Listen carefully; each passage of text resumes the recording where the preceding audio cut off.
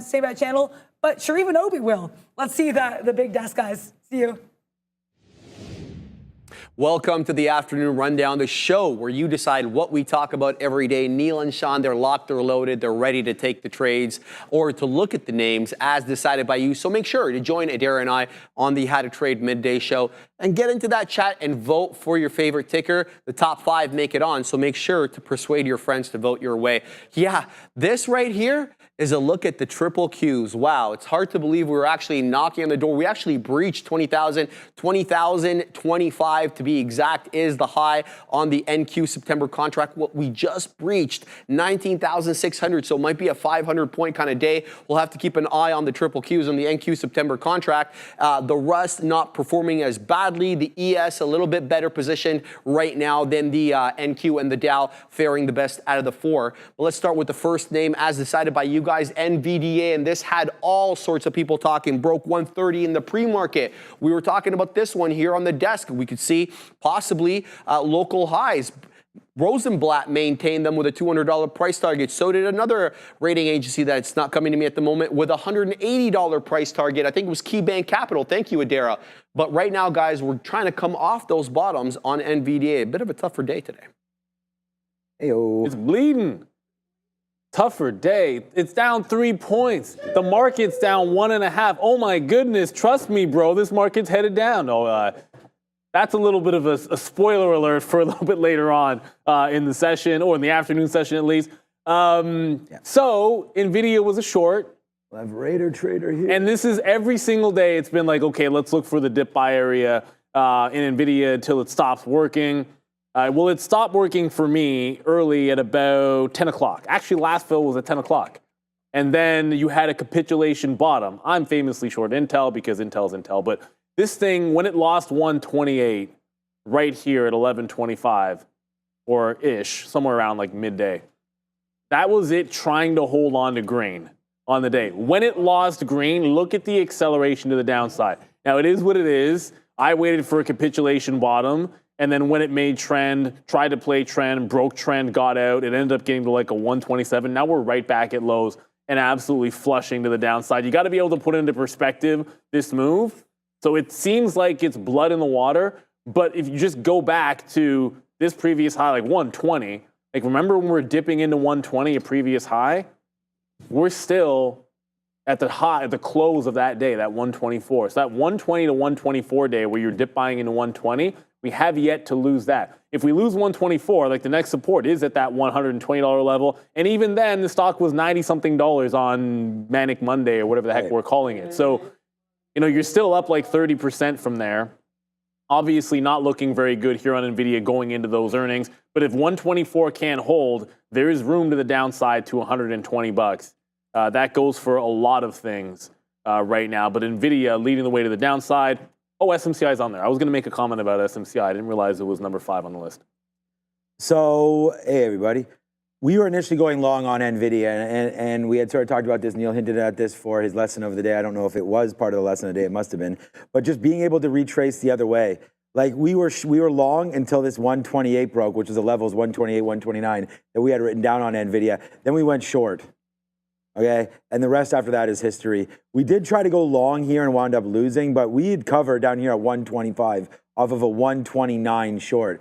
We had a $4 winner. We were talking about it during the midday there. These are all pieces out. Like that's $2, that's $3, that's $4, $5. But then, as we said, we had lost a little bit trying to go long there, but there's a long and then there's an out right there as well at 126 and change. So look, man, we were down on Nvidia, now we're flat on it, able to make it back on that move. But it just goes, you know, have the ability to change up your game plan. Obviously, we would have loved to have been long to be, or sorry, short to begin with, but we weren't. So we got thrown around there, then flipped over to the short. Lucky to have done that. So we're now long on Disney and Google. We could talk about that, but we have AMD up next. Look what these guys want. AMD, Nvidia, SMCI, and SPY along with Peloton. So, all right, let's go back over to Sharif and we'll start with AMD. Yeah, a lot of chips today, Sean. They were quite active, as you obviously know. 3.5% looking to go more right now with AMD. No specific catalyst on this one like there was with Nvidia. But we obviously have this headline from a couple of days ago. I think it was Monday or last week. ZT Systems, the target now for AMD, looking to expand their moat into AI server business to compete with the likes of Dell and SMCI, guys. AMD down over 3.5%. Actually, 3.9% to the downside is AMD here. And I was working off of yesterday's high, like this one. It was more the fact that AMD had done this. And the other day we had lesson of the day, sometimes forget about those big V-shaped breakouts. And when they happen, look at what the resistance sets up after the fact. And you can see that 58 area was all kinds of resistance. And when we broke out the top and failed to break, I was shorting underneath the yesterday's high. And then just sort of stopping out when it was tight to VWAP in there, had it 3 separate times before it actually followed through. Then I use this in the lesson of the day. Like it broke the trend here, I got out. It then set up a new trend back into this downside. So I got back in there to 155. Again, station to station. I'm like, okay, well, if I'm trading off this range, my play was this. And so it got to that bottom. I'm like, okay, we're good. And then AMD, like everything else, just flushed one more. Where is it headed? Well, the easy answer is, I don't know. Because, no, like this just lost the 200 period, then the 50 period, and we were just at $125 on that Manic Monday. Or, well, that big dump down this had. Anyways, $140 is the next big support level, and then $145 psychologically. And before it gets to that, you have $150. So it's basically just even dollar levels on AMD that I'm currently looking at. And obviously it would have made sense to have worked back into that short. I can't go back in time. I don't mind getting out in front of 155, but the same way I got out here and then re-entered the trend there, if that's the way that you trade, which is the way that I trade, then when it makes the bounce, and I was long Apple and Nvidia and getting out when this happened, what I should have been doing was also going in back into the short when we got to this level of support, turned into resistance. That should have been a third entry for me on AMD. So you always look to see what you could have or should have done better. That's my style of trade. I'm going station to station. I just missed the next stop there and got left on the platform. We're trying to work this Google back up to the upside here. Let's see if it wants to go. I mean, we're long right now at 164 flat. Hopefully we get some momentum now to carry. I'm going to offer, okay, we punched it. Okay, we got some 20s there. That was good. All right, now let's see if we can continue the movement higher. Look, SOXL, I feel like if we're going to talk about some of the chips and we're going to go over a couple more, this was the best one today. It was pretty simple in my opinion, breaking through VWAP there. Gives you the VWAP reload opportunity right there before eventually cracking lower. So, I mean, this is almost perfect the way this looks. Rate, it's too bad.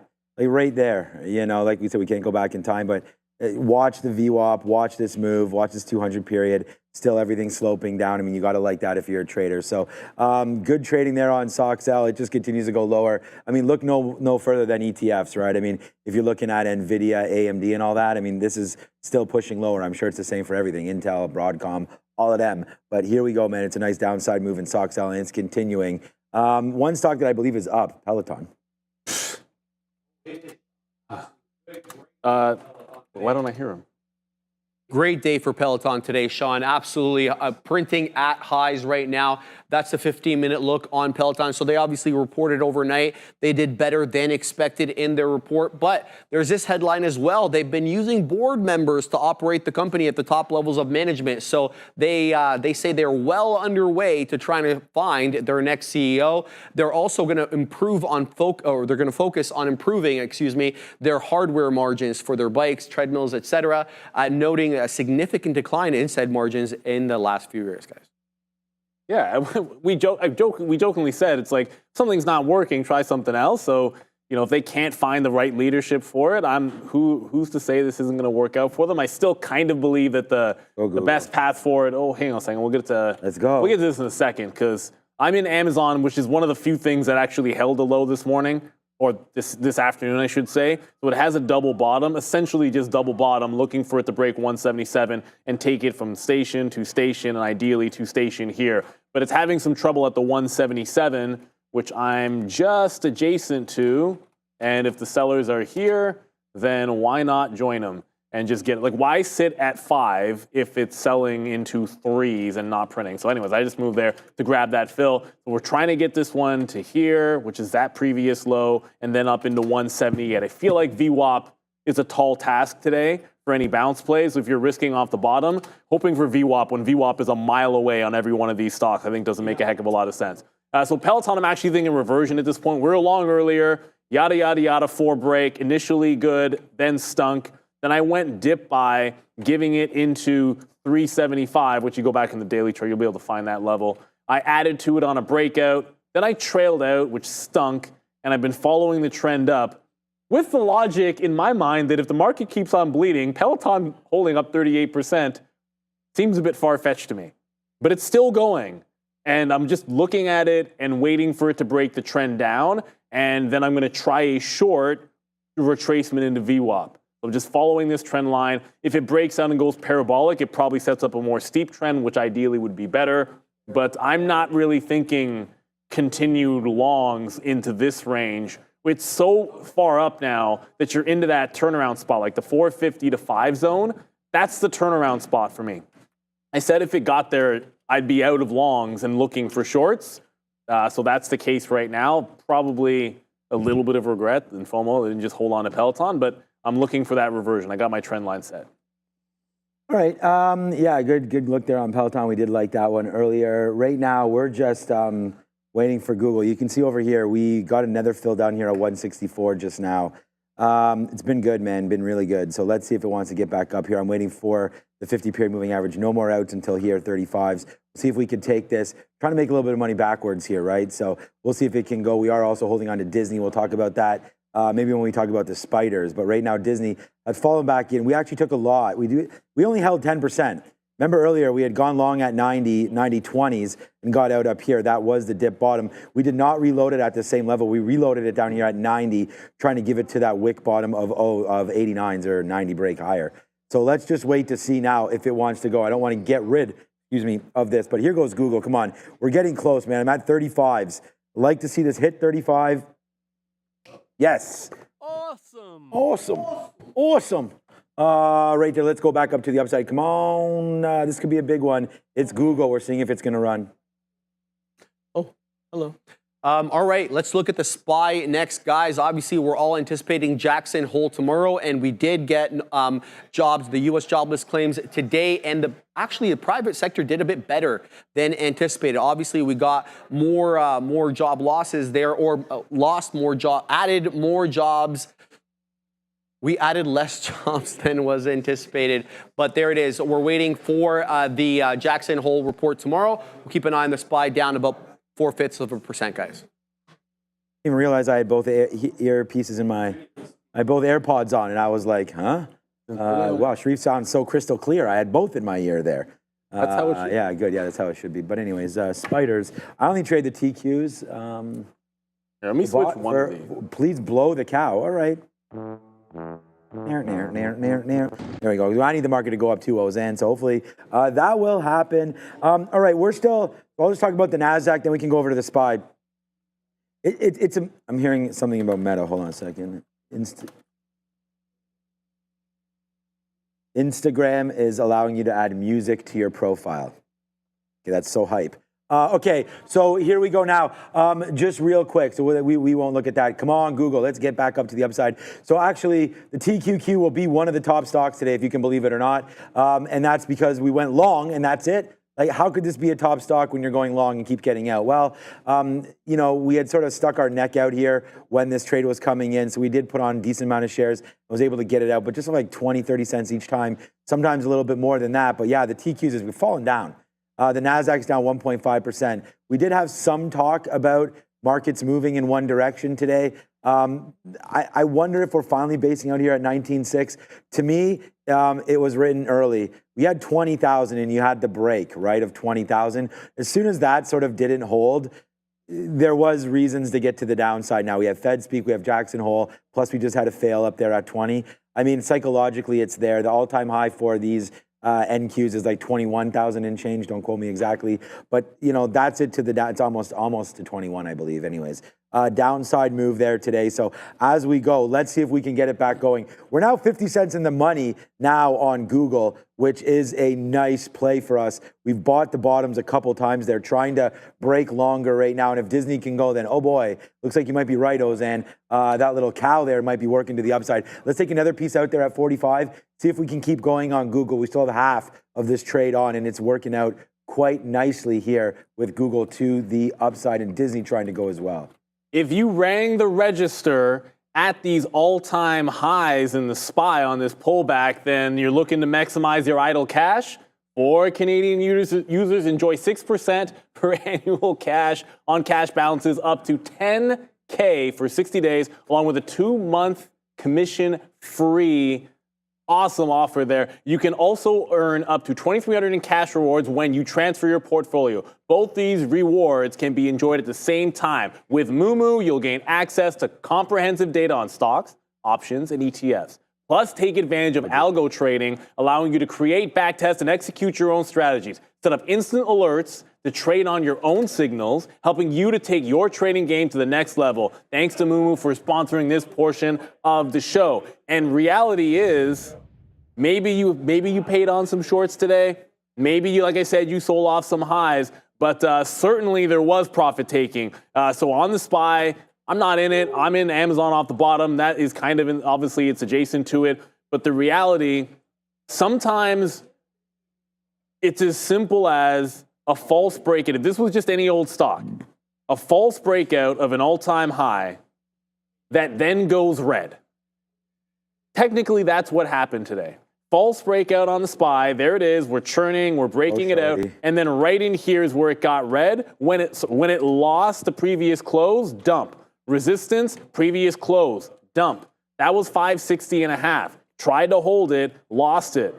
Retested it, lost it. Then look at previous support from before, 558. Bounced first. When it lost it, absolutely flushed in. So if you're looking at those technical levels, those false breakouts can be big reversals. Maybe the market's a little bit skittish, all that good stuff. But the one I'm in right now is going to be Amazon. We'll get to some more chip names because we're going to talk some SMCI. It just tagged 177.40. Couldn't quite get to the half level. I'm still thinking 178 is good enough. VWAP at this point, like if any of these suckers get to VWAP, I'd be thrilled. And I might even be thinking about some retracements at VWAP if we can see them. But let's get on up to the end of the rundown with some SMCI and a few chip names. Yeah, down over 3% and trading at lows right now, Neil, is Super Microcomputer. You can see that chart there, basically at the low of the day. There was really no specific headline today for Super Microcomputer, mostly just trading down in sympathy with most of the other microchip names. But there was a couple of headlines. It looks like Nvidia is exploring a partnership with another Taiwanese company for AI servers. We saw already AM do the exact same things with ZT as well with that partnership on Monday. So it looks like Super Microcomputer here getting even more competition, guys. Accumulation.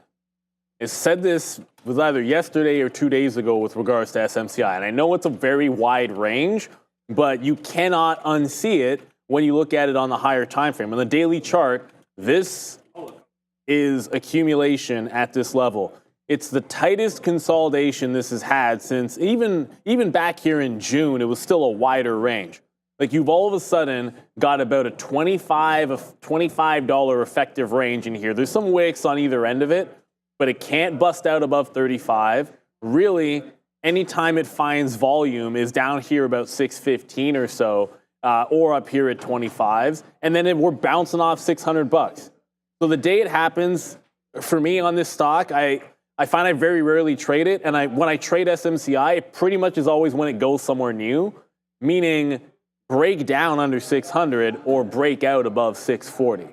One of those two things is coming. Now, in the next couple of days, it seems like it's more likely that it wants to break this bottom here at 600. So I think that's going to be the first thing on watch, possibly this afternoon, certainly tomorrow.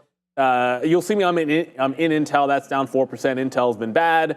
Intel tried to hold support at $20.65. I was long till it broke. I shorted the break, trailed out when it broke this level, waited for it to get back up to the high at 2080, which, spoiler alert, happened to be VWAP as well. So VWAP retracement, it's back at the lows because Intel is Intel. And, well, I mean, the market's down as well. But obviously, if I could go back in time, which you can't, unless you've got yourself a sweet-ass DeLorean with a flux capacitor and get up to 88 miles an hour. You need that 1.21 gigawatts of power, though. If I could go back in time, there was no easier short, in my estimation, at least for myself, like the stocks that I normally look at, than Intel having 2150 be a wall of resistance for a half an hour in the pre-market, yesterday's high be right here at 45, the close be at 40, and then it dump all of those levels right at the open. Proceed to consolidate right at previous areas of chop, and then dump it right into another level of support. Sometimes bad stocks are the easiest place to go to. When the market starts flushing and a bad stock is there for you, so you want to take advantage of it. All right, we did get into that DeLorean a little bit here and rewound Google's price down to 164, and then we just bought it. We sat on there, and now Google is well traded to that downside. We're now 50 cents in the money over here on Google. This might not seem like that much, obviously, as we're only a dime right now and on Disney, but again, it's going to be about share sizes here. Disney, we have some shares in. We're trying to take some out. As it breaks the 50 period, look, I'd love for all of this to get back to the 200 period. I don't know if that's what's going to happen here or not, but we will wait to see about Disney and trying to hold Google. Maybe we get that retracement play back in. I don't know. We've already taken out the 50 period moving average. I don't think we're going to get anywhere near VWAP today, but that would be 19.8 right now. So we have a minute to go before we get to that. But there's somebody that I know I want to talk to about all of this. So without any further ado, he's a friend of mine. He's a friend of the show's. It's Raider Trader, and let's bring him on in. Mr. Raider, how are you? What's going on? I'm doing wonderful. How are you, gentlemen? And looking, Sean, what's that hat? Is that the blue? Is that baseball or hockey? Andrew, you know that's baseball. I know you know. I don't even. You know what? You don't know. But man, don't. Cardinals, Bears. I mean, what? I can't memorize all these animals, man. The thing about you're really like convincing us of this Ohio stuff here because like my kids always go skibbity Ohio. Like, what does that even mean? And now yeah, exactly. I feel like that's right. I feel like right now you're proving all of this. So shout out to Raider Trader. This is the Blue Jays, my guy. I guess I'm just a trader from Ohio, guys. Maybe. And there's nothing wrong with that. Fair enough. I'm a trader. My bad, guys. Hey, anybody that followed your Trust Me, bro, I mean, you said August 20th. We did kind of have a high there on August 20th. I mean, if you pull up here, I have a daily chart. We'll call up the NASDAQ. We'll call up the S&P. I feel like those all done pretty good there. The 20th just a couple days ago, and now we get the red candle today. We had a little bit of a doji star. Your day kind of stopped us right there. It was 8 straight days up. Now that pull back in as we get ready for Jackson Hole. So how are you positioned at all, Andrew, for this move down? What are you still holding? Has this been capitulated enough, or we're just sort of in the beginning of this? Sure, yeah. So a few different things that we actually talk about. And if you want to look at my chart right here, one of the key signs to ever seeing some sort of move in the markets is actually looking at the PC chart, the put to call ratio. And there's certain levels within the put to call ratio that we consider imbalanced to where the markets are not preparing for any, or hedging rather. And when markets aren't hedging, that's actually the best time to drop a market because of how easy it is to balance compared to when everyone is hedged, a market can't crash. So just on the 20th there, you saw August 20th here, you actually saw the biggest dip down right here into what we call the bearish bias now, the bear zone. This is when puts are very cheap, which to risk to reward standpoint from an options trader makes it the best time to short. So while it wasn't physically the top, shorting after the 20th was typically the best move, which is what we got a symptom of today. Now, how am I positioning? Of course, Jackson Hole and all that. My research actually concludes that typically around the day after you get some sort of bearish move and then you get a bullish reversal into the end of August. Now, how I'm positioning for this is actually looking into energy bullish, short the Dow Jones, and I believe those will do worse into the end of the month. And if you want to just share my chart real quick one more time. If we compare the seasonals of the Dow Jones versus the S&P 500, the Dow Jones really starts to struggle here coming forward. So those are going to be names I'm going to be looking at shorting. Yeah, you made a good call there. And then you also brought us the chart last time about the seasonality of September. And that has been historically the worst month. So I think if you wanted to hold something out for September, might as well do that. What about any thoughts? We'll go with stock specific. So I think you and I have talked about this a couple times here. Nvidia today has been getting kicked a little bit to that downside. So heading into earnings, we actually got an upgrade this morning on Nvidia. So I was like, we caught an upgrade on this into earnings. Made sense to me. I feel like if there's going to be any name, Andrew, that we want to buy up, it might be Nvidia heading into next Wednesday. Any thoughts about this? Are you looking to trade options? I know they get expensive as we get closer and closer to earnings date. So are you already in this name? Any opinion just on Nvidia alone? Yeah, so just on Nvidia, specifically, traditionally the semiconductors, I actually shorted that this morning. But when we go forward for a long, if we expect to bounce into the end of August, which I'm actually keeping that bullish bias into the end of August on the S&P, you can certainly expect the most beat down names, which are currently tech, which are currently semiconductors and energy to receive some of the biggest rotations. So definitely be looking at those. Yeah, I'm bullish Nvidia into the end of the month. Is it surprising that an upgrade came in? Not really, because I'm sure there's a lot of institutional bag holders paying their analysts a lot of money to spit those numbers out, but you know how it is. I mean, you might hear me talk like that all the time here on the show. Everyone talks up their book. They get on these big shows and they talk it up. But Andrew, that's why I wanted to give you credit, because you came on here, last week and gave dates this week, and that's what it's all about, which is why I'm talking about that. And that's why we have such a trustworthy relationship. Ooh, I do appreciate that, and I trust those plays. I think, Neil. I agree. This kid, not only is he giving us a couple decent opportunities, but looks like we got another one right here. So, anything on your mind, Neil, to talk to him about? I know you mentioned energy. I mean, like Andrew. No, I mean, like Andrew, you mentioned, of course. Look. Market wants to come back down. There's always something that you can be pivoting into, right? Like money goes from one place to another in a general sense.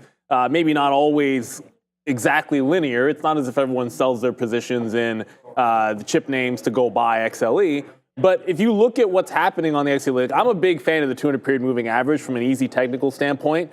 Like this made what seems to me like a liquidity grab bottom because you had high volume recent low. And then it's almost like, okay, that never happened. We'll just go right back to supporting what was a previous level of support. I usually look at that as like short-term bullish, and it's right back into that support line. So my question to you would be, if you're liking energy, is this like a right now thing? Hey, it's at the support line, take a shot at it. Or is this more of like I'm looking to build a trend up type of entry into a position? Just curious there, because I like energy. I recently picked up some, well, it's a little bit adjacent, Oxy. That's for different reasons, because I just really like the price that it's at. But do you like any XLE here today? So you actually mentioned some great points. So I was actually over the last 2 weeks, I've been attempting to look at some positions long for the 30th of August next week. And honestly, I'm going to admit this. I was wrong in my timing. One of the hardest parts, of course, with options is you get punished for timing. But as you just said recently, I do believe that recent liquidity grab, whether it be on XLE, one of my favorite names are actually XOP and CVX. If you want to pull up my chart right here, this is a more dramatic example of what Mr. Neil was talking about. Was with this right here, we had this massive spike down, but over the course of this market dropping, this thing has held very, very well. Mr. Neil. August 22nd. So, yes, Mr. Neil. So as far as what we'll see moving forward, I think CVX and XOP are my best bets. I was positioned into Oxy while I did get stopped out of those. Again, just timing these things, I think a bigger position can be trusted in CVX and XOP for me moving forward. But yeah, you're absolutely on the right. Whether I don't use moving averages, but you'd be amazed how many times two traders can sit down and come to the same conclusion based off different technical parameters. So yeah, that's what we're at right now with the energy. Oh, I like you saying CVX. That's well, I mean, I own energy stocks in Canada. Obviously through some ETFs. You can basically own nothing in Canada. If you're going to end up owning like miners, and you're going to end up owning a lot of energy stocks just because that's how we roll around here. But CVX, I've had that one in my long term, and it's the same thing with that. Like that Oxy just happened to liquidity grab the 55 level I was looking at. So after it did that, I'm like, okay, well, I'm going to go along after the fact. But what I love about this is like it feels very opportunistic in CVX. Like I'm now looking back at this and asking myself, why am I messing around with the Buffett level on Oxy, which essentially is what 50, that's what 55 is. It's just like, it tends to bounce off that level since he's been buying, and he's generally been buying higher, actually. But CVX is at an unbelievable level of support here that you're pointing out there. So kudos to you for mentioning this one. And as you said, timing.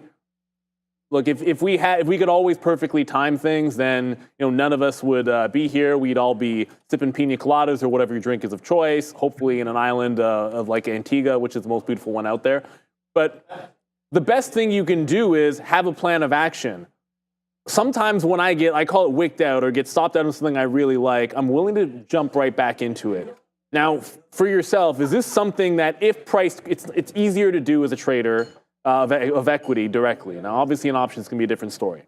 Is this something that you would do? Do you take 2 stabs at an idea if you really believe in it, or you just say, hey, this didn't work, the timing wasn't right, let's back off of this and show a little bit more patience? Because I know often I'll be like, okay, I should just go right back in. This is still valid. Yeah, no, I think one of the biggest things, I said this last time, but management is where traders are become great, is that you have to understand, number one, I always lay out the parameters of my idea before I go into the trade, which is, how long is this move or opportunity expected to be? And when I get how long the expectation of opportunity is, that kind of determines what my tolerance of it sitting and doing nothing is. What a lot of people don't realize is, especially in the options game, but also equity, they're trading their what do you want to call it? Their contracts. Well, specifically for options, they're trading their contracts rather than the markets. A stock market can chop sideways, and an options contract can go from 100% down or 100% up to 0 flat or even 50% down. Just by it going nowhere. It could be at the same, but as you get closer to that expiration date, the theta decay chips away at it. So I'm actually punished for the stock doing nothing. That doesn't mean it changes the idea. So what a lot of people do is some of my biggest trades have actually been from positions I started down 60% in, which a lot of people wouldn't feel comfortable holding, but that's because I laid out the idea that this has not been invalidated yet, and just because my contracts are down does not mean this idea is down and invalidated. So as far as things like CVX, for example, I try to outline some basic parameters, something like, hey, I want to see a gap up, or even like a trade that I'll talk about now. Around AMC. AMC is one of the, if you guys want to talk about stocks, get ready, guys. AMC is going to, I believe, have a decent opportunity for 920 calls, anything over $5. But how I would play that would be, hey, since this is a meme stock, I want to see some sort of, close over $5. And as long as we, at first I'll build 1/3 of my position size, let it run. And as it proves me right, as it starts to break out closer and closer to 6 and 7, then I'm going to add. But a lot of traders, they don't see that, hey, I'm going to, hold this. I'm down 30%. I'm going to exit. No. The idea hasn't been invalidated yet. Hold that until it's finished. So that's kind of the hardest part with all that. Especially traders don't want to see pain. They think that as soon as they enter, they want to see green. That's not always the best idea. Especially I've seen you guys a ton hold trades, and then throughout the day, it just absolutely collapses, and people wonder why they exit right before it dumps, So that's just one thing that I kind of approach it through. Yeah, you have to have that plan of action going into it. You just mentioned AMC, and we didn't pull up a chart of this. I can't remember a time a meme stock did something like this. Like this 920 calls. That's all I'm saying. 920 calls above $5. That's all I got to say. You don't usually see like the 50, the 200 converging. The stock has found a brick wall at the $5 level after finding like legitimate support on pullbacks at $4 too. So it's not as if there's nothing down underneath there. It just feels like all it takes is like one little bounce. Now you mentioned this is something, if it gets going, you'd want to add on the move because you need to confirm that it's moving in the first place. Is that specifically because of the barcode, I would assume? Yeah, absolutely. And also with it being a meme stock, it's very punishing to try to buy the dip on these because as we know, if you like it at $5, you'll love it at 0. So as far as, how these typically go is, especially with AMC. Now, I always say that, I rarely talk about meme stocks, but opportunity is opportunity, and I'm able to put my ego aside to explain it. But the mechanical reason behind why I like AMC is during these slower times in the market, you actually see small caps outperform in these kind of meme style stocks. Go look up IWM right now. This chart looks a whole lot of hell more bullish than SPY or QQQ right now because small caps are getting rotated into as markets start to lag. So that is the mechanical side of it. But yeah, meme stocks, go look at the garbage stocks. Any company that's garbage, go, look through the garbage can and see if you can't find it because those will likely crawl out, mutate, and then drag themselves out of the garbage bin. So I have no issue with that, Andrew. I'm going to throw you back to Sean for a second, but I just got to say, you can't be afraid to put the ego aside and trade whatever. My first trading check was probably courtesy mostly of Internet Capital Group, a stock which I promise absolutely nobody here. Sean's heard of it, but it's 20 years ago. Maybe you remember that one. But it was .com bubble burst, and it was a penny stock that had a huge market cap, and it doesn't matter what you trade. That sucker was doing hundreds of millions of shares a day, so you traded it, and you took advantage of what was there. I think the same thing about AMC. Good luck there, Andrew. Right now, Andrew, I got to interrupt you right here. We got to blow the cow.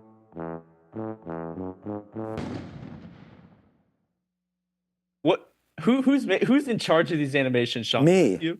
Me.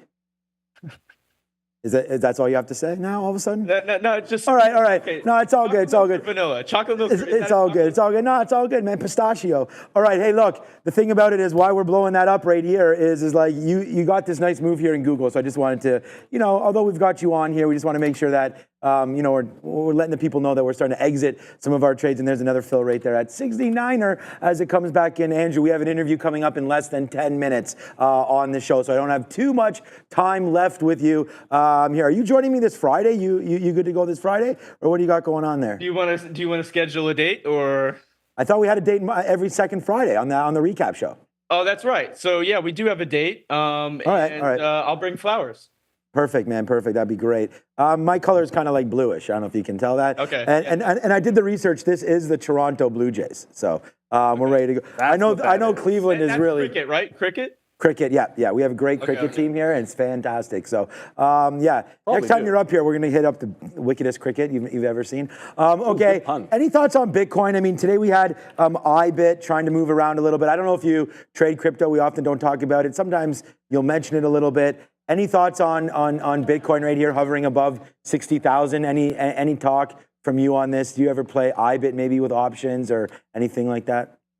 I think Bitcoin will be certainly into the end of September an opportunity. I don't think right now it's worth my time. But yeah, as far as those Bitcoin stocks, miners, now that they have the ETF, right. Mara, Master, or MSTR, excuse me, all these stocks, they have all these same opportunities typically into the end of September. So I'll be looking for them. Right now, I don't really have any, as far as people looking at trades, you guys could see something I don't, but as far as risk to reward for me and how the mechanics of the market, the rotations, everything like that, I don't see Bitcoin being favored until the end of September. So I'll be looking at then September, October, somewhere around there to try to build a position into the end of the year. It's Andrew Rader from Raider Trader fame. At Raider Trader, you can go find this guy all over Instagram and on X. And also looking so fresh and so clean in the white today. I noticed you got the matching headphones. You've got the gold going on there. I'm going to a white party after. I do have a Zoom outfit on. So Yo. Keep your shorts down, bro. I have massive. Don't blind me, yo. Bro. Blinded. My bad, guys. My bad. Yo. I thought you told me you're getting some sun. You promised you're getting a tan. I mean, what? You know what I mean? One of these days I'm gonna come on and you guys are gonna be, I'm gonna be just my voice 8 octaves lower, fresh tan. Okay, shaving. Yep, shaven, everything. Yep. But okay. Right now I'm locked in. I mean, I've been looking at the markets for I don't know how long, but I like that. You know how it is. I like that, Andrew. Ain't nothing wrong with the shorts, bro. Nothing wrong with the shorts, man. Just next time, make them jean shorts. That's Andrew Rader. Thank you so much for joining us one more time. May your shorts be forever printing, my friend. And great look on the actual shorts. There he is. Let's get rid of this kid. He's out of here. Watch out, my guy. Don't fall down the stairs. He's going to fall down the stairs. There he goes. Bye-bye. He gone. That man's parents are like, what the hell is even going on in that room right now? It doesn't matter what's going on. He's having fun. How much he pays rent over there. We're having fun as well. Let's go. I mean, obviously, it was a fantastic call. I mean, you look at what happened to the overall market. Sometimes you time things, sometimes you don't. I mean, I looked at that. We were talking about Oxy. Yeah. It just so happened, Oxy literally wicked that $55 level and then came right back. So it's looking pretty decent right now. Just a couple of things. Intel, going to adjust plan. There's a weird thing happening on this stock at the low of the day, which is it's breaking the low. But it just came in. Intel did this slow move off VWAP, breaking the lows and 10 cents up, 10 cents down, 10 cents up, 10 cents down. As we were talking, I was like, oh my goodness, I should be trailing here and offering there as it's going to break the low of the day. But if I'm not going to get the reload, we can think about where it's going to go next. $20, go back to this is the 15th, so it's Thursday last week. $20 even was the support level. So quarters first, then the even dollar level here for Intel down that 5%. Yoel asking in the chat what I think about Mullen.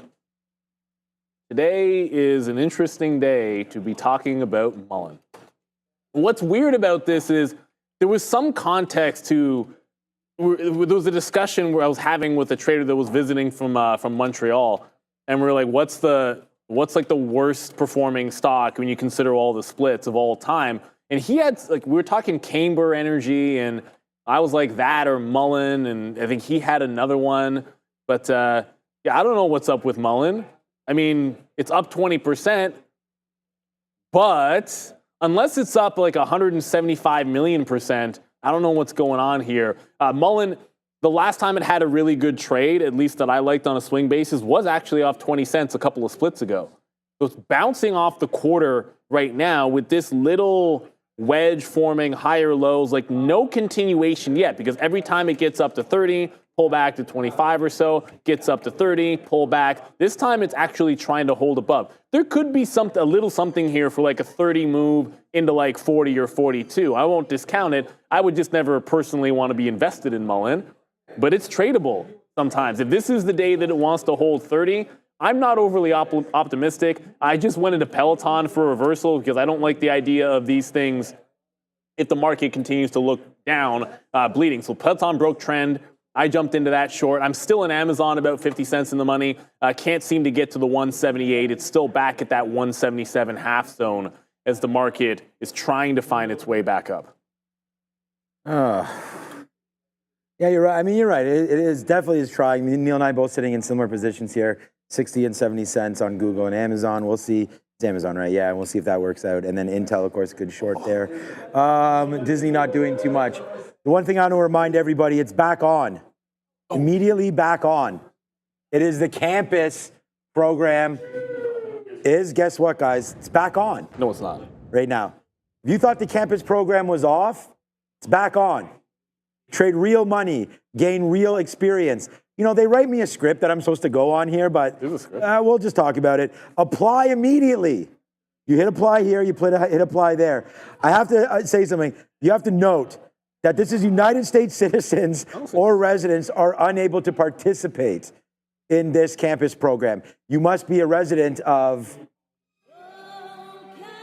I'm slightly a little bit off script right now. But what's in it for you? Similar to what's in it for me. You're going to join an exclusive community of like-minded traders. What the point is that you're going to sit down. It's going to be remote. You could do this from home. It's 5 to 15 hours a week. The pathway is live trading. You're going to learn about program structure, micro structures of the markets. How are the markets? What is bid and ask? What are limit orders? What are market orders? Hey, Neil, what are even imbalance orders? You may exactly learn. What are they, Sean? And if you trade, Neil, I have a script I need to stick to. Oh, shit. That's Stop my bad. asking me questions about what this is all about. I want to learn in the campus program. That's my bad. All right. Neil, just find the script in our notes here and you can read all about it. If you join up today, you will notice there is no cost and no experience required.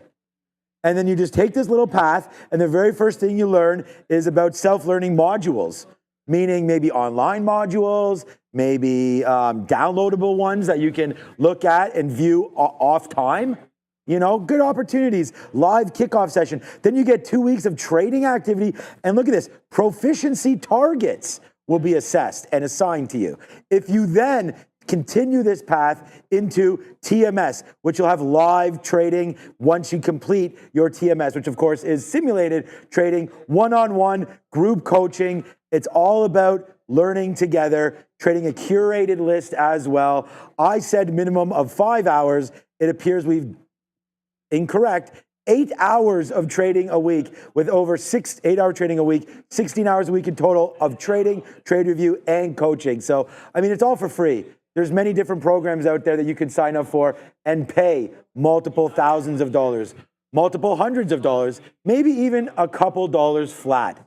This is completely free. You're going to learn our platform. You're going to be able to trade Canadian markets. You know, Neil, on this platform, we trade over 50 markets worldwide. 50 markets, Sean?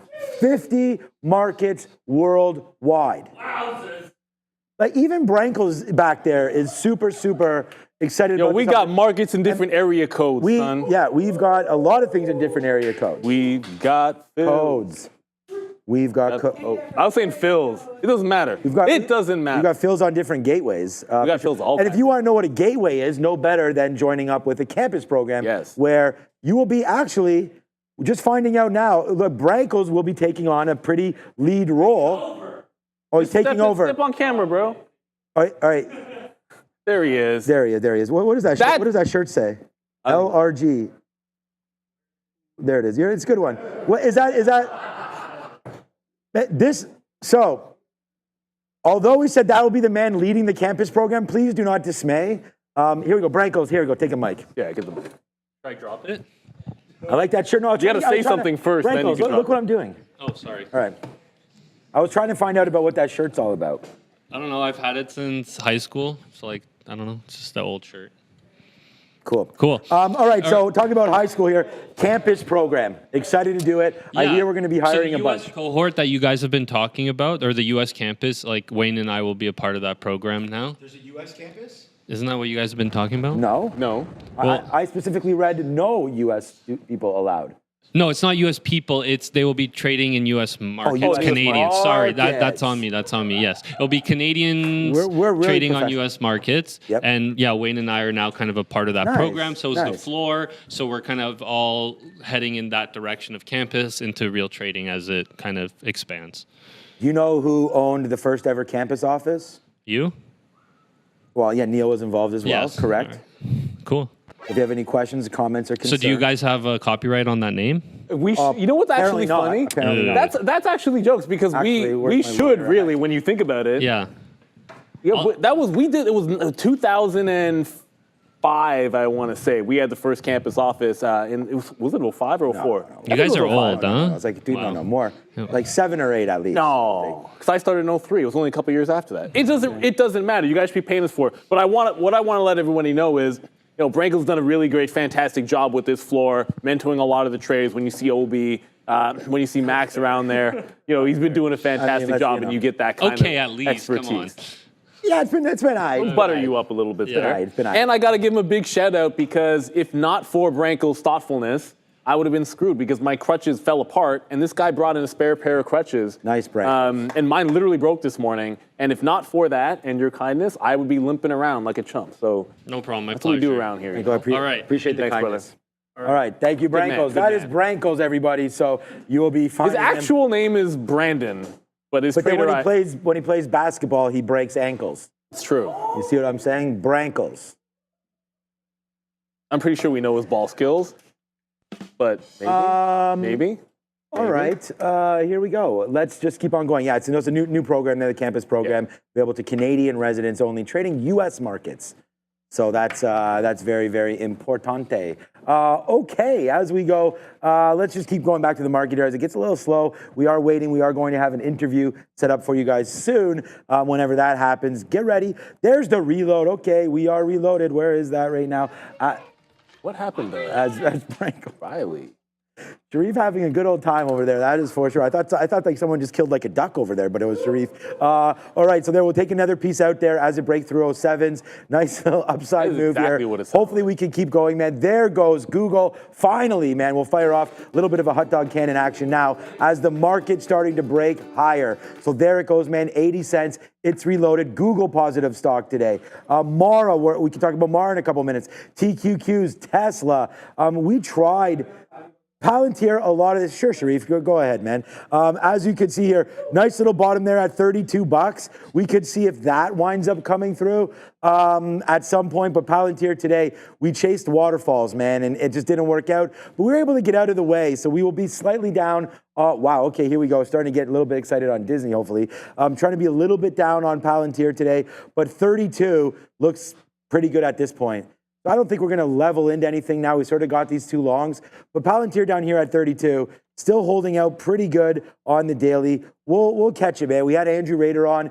He was talking about the day after Jackson Hole. I think was saying historically was another down day.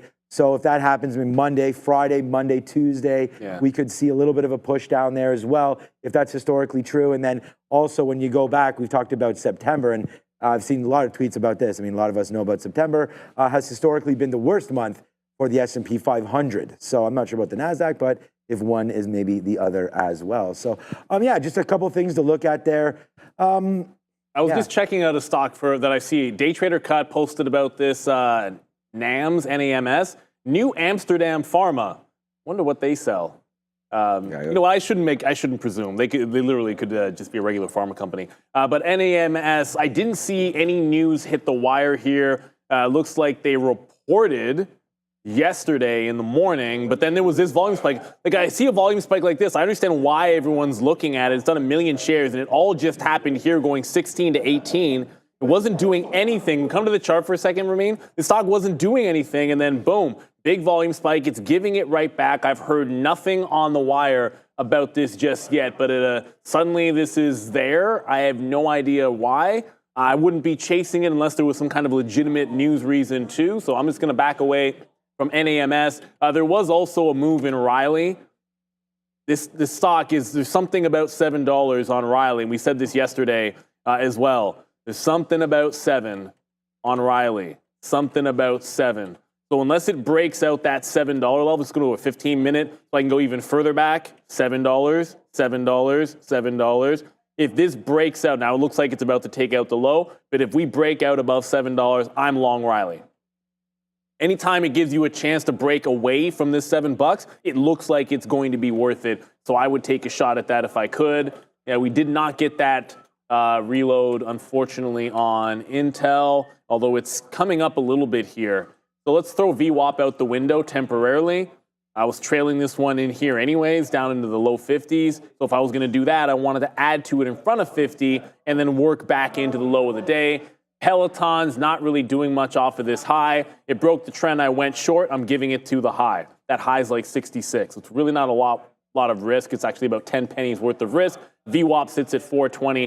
440 sits as another level of support there. So I'd want to be getting bids into the 440 level if there is a turnaround. Let us know what you guys are looking at here.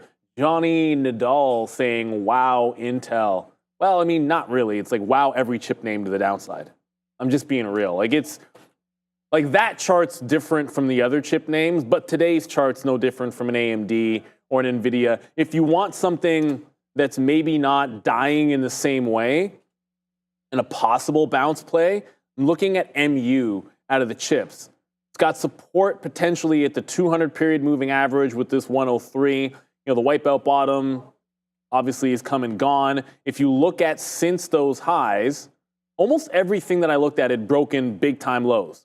Right, like consolidation bottoms when the market kept trending down. Well, this one didn't. It's held on to this 105 level and this 104.75 here on Micron.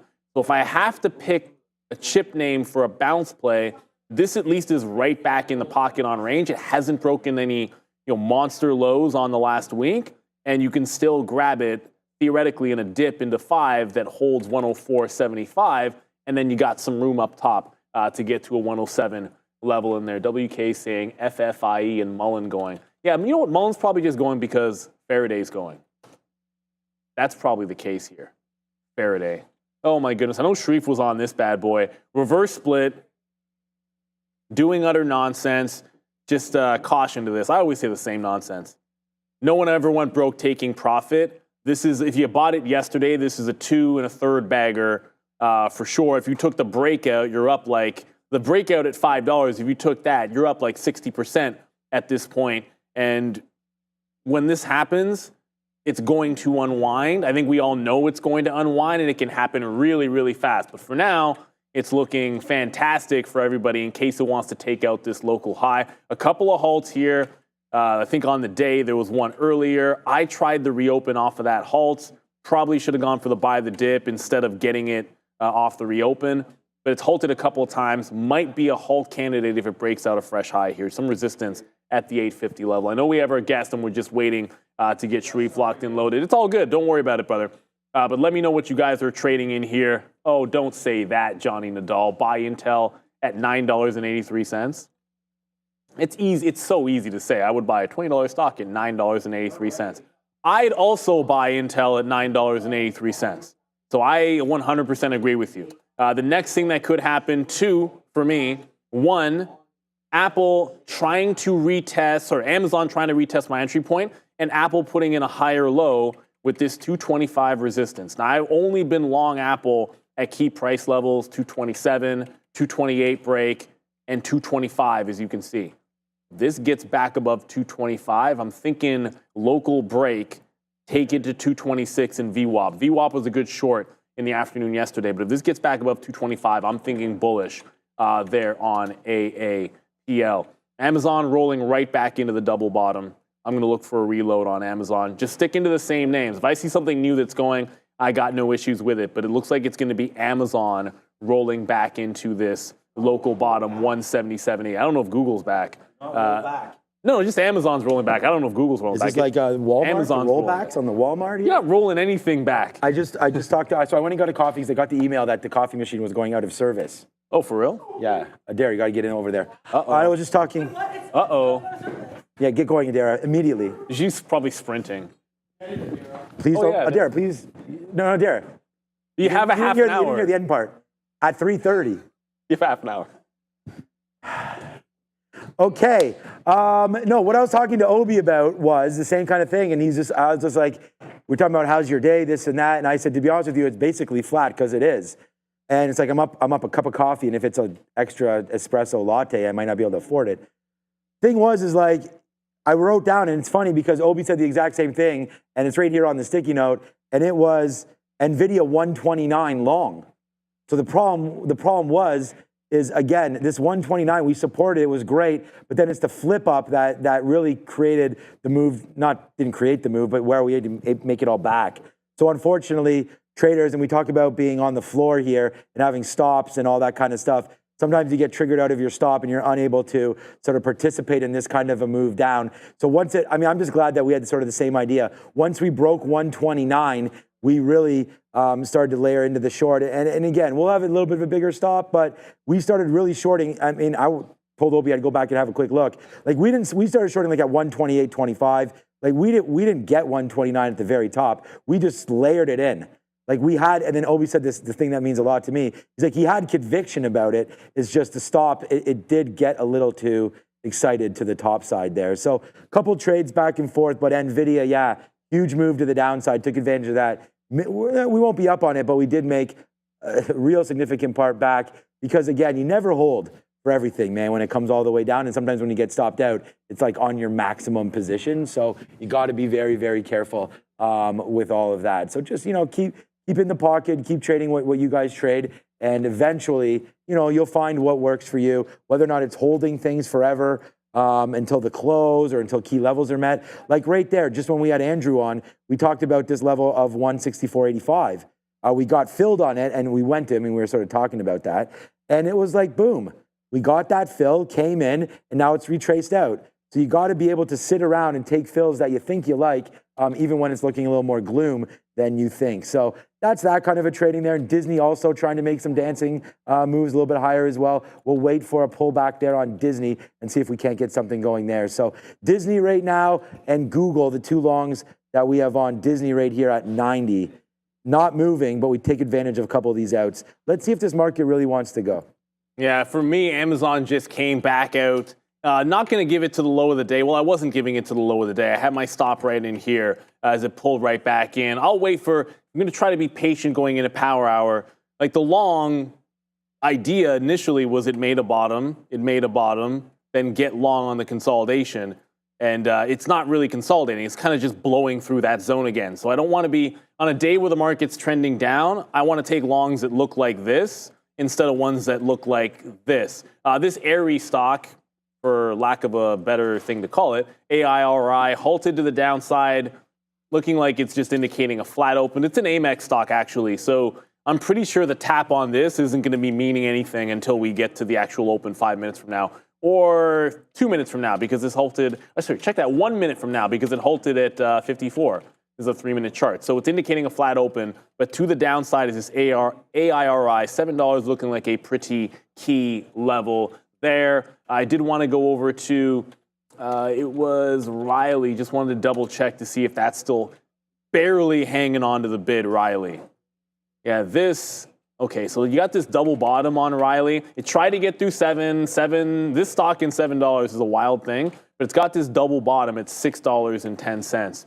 I'm kind of thinking after what happened yesterday at the double bottom, this might be worth it in front of 6. We are ready for our guest of the day. Let's get on up to the desk with Sharif.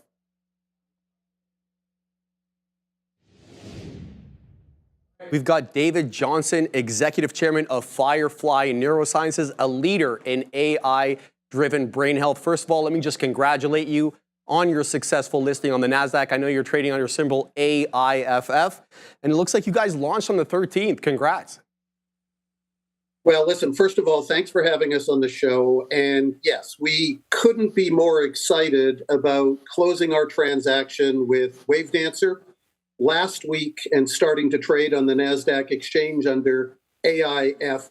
It's as you can only imagine, a significant milestone for our company, who've spent a decade researching and developing this artificially intelligent algorithm that we believe can help create better outcomes for people in dealing with brain health. And so we are absolutely excited and happy to talk about it. Yeah, I was reading about your company here. Very interesting stuff, David. Looks like you guys patented a brain network analytics. Very interesting stuff. You use that data to help make AI-powered diagnostics. That is cutting-edge stuff. Tell us a little bit more about that.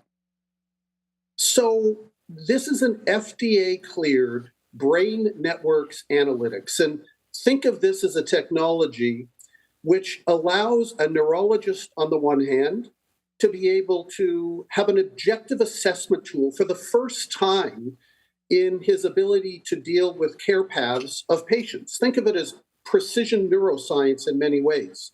It provides first of its kind brain imaging to drive superior diagnosis, treatment, and patient outcomes for people suffering from brain health illnesses and disorders. It's pretty darn exciting to create a tool in the toolbox of our clinicians to be better at what they do. That's fantastic. And you mentioned that you had FDA approval. What kind of competitive edge does having an FDA approval provide you? Yeah, even to step back from that a little bit, I think of an FDA approval letting the world know that we have a validated system. So very rarely do you see a technology come onto the market that has done 17,000 patients, 77,000 scans. We have 19 peer-reviewed journal publications. It's that kind of work that has been done, which has allowed the FDA to give us a clearance to be able to utilize this product in a commercial way in the US in particular, but over time in North America and around the world. And so if you think of this both as a validator, that this is the right way to approach your patients, but at the same time, as a barrier to entry for anybody else trying to do this. We now have the single largest database of normative individuals within society based on ages from 12 to 85 when we think of brain health. And that's a competitive advantage any way you look at it, all of it patented. Again, pretty excited to be able to bring this to the market. And with something like this, you have to assume that the oversight bodies, your board, needs to be composed of some intellectual people, probably within the neuroscience field. I'm just making that assumption. How did you put that together? Yeah, I've had the chance to put together a number of boards over the years, and it all starts by having a story that is credible and an ability to believe that we can truly disrupt the current standard of care and make a difference in patients' lives. Because if we do that, it makes a difference in adding value to our investors' lives as well. And quite frankly, when you think that we're addressing the single number one greatest medical need in society today, that's a great start to start talking to someone about.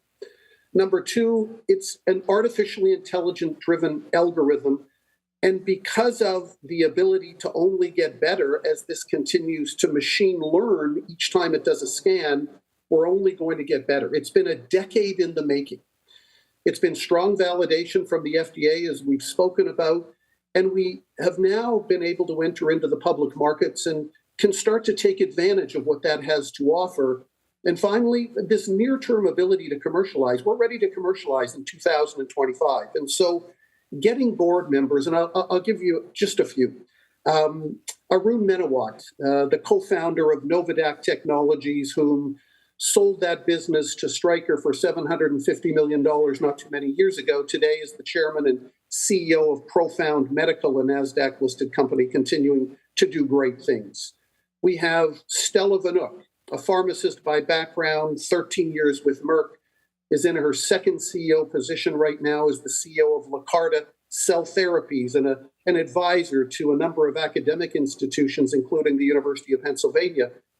And Dave DiCaprio, who started a company called Closed Loop AI that in 2023 was voted as the #1 AI healthcare technology. These are the kind of individuals that can help steward this company and allow the leadership team to know that they have a board supporting them, but can add value all at the same time. You mentioned your disruptive position within the industry, and that's always very interesting for investors. Is that why people seem to be so bullish on the company at the moment?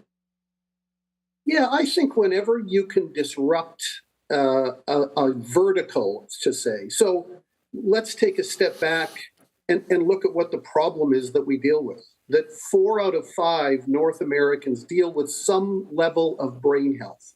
And that unfortunately today, let's take neurologists or primary care physicians, they're really dealing with a trial and error or subjective assessments for these patients. And unfortunately, 30% of the time, the first care plan just doesn't work.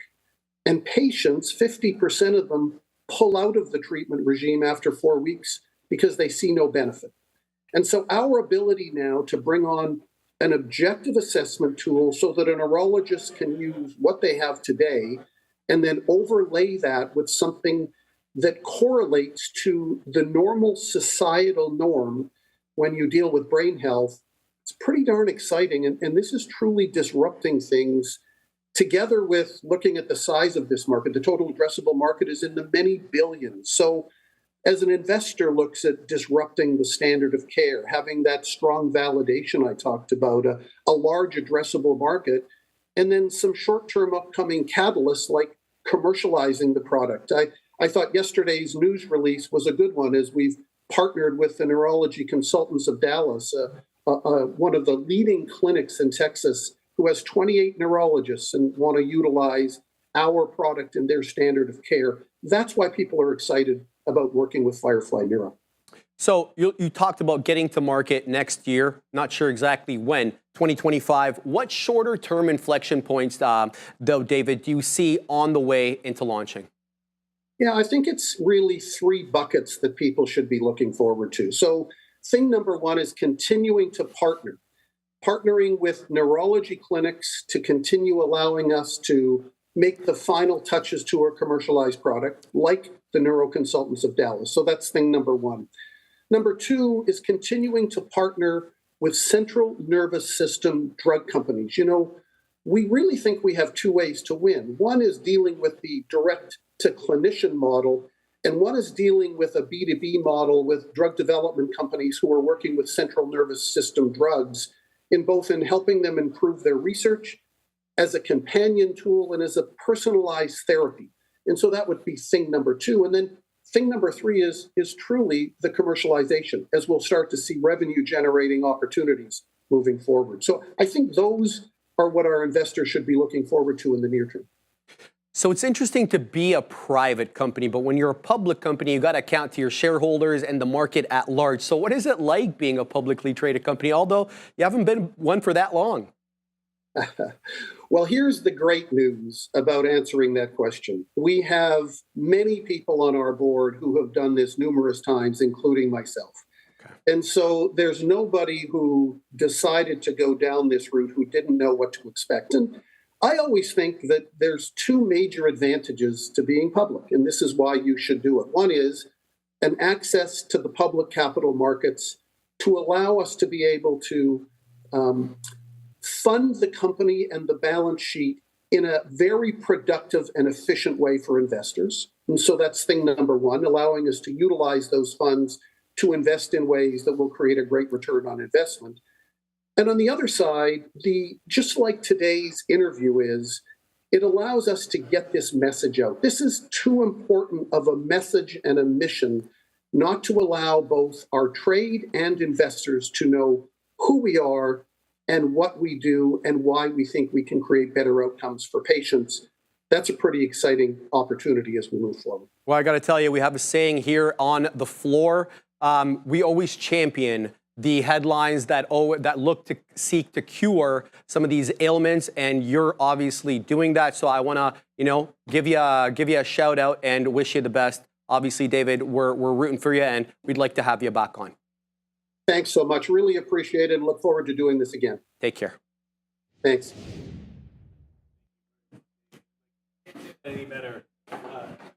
I'm muted. Thank you very much, David. I can't say it any better than that. Yep. And it's one of those things where, Perfect. at the end of the day, I forget who quoted this or who said it, but if you want to change the world for the good, have an idea, create a company, Heal the world. and then go for it. Because at the end of the day, nothing happens without somebody taking a risk.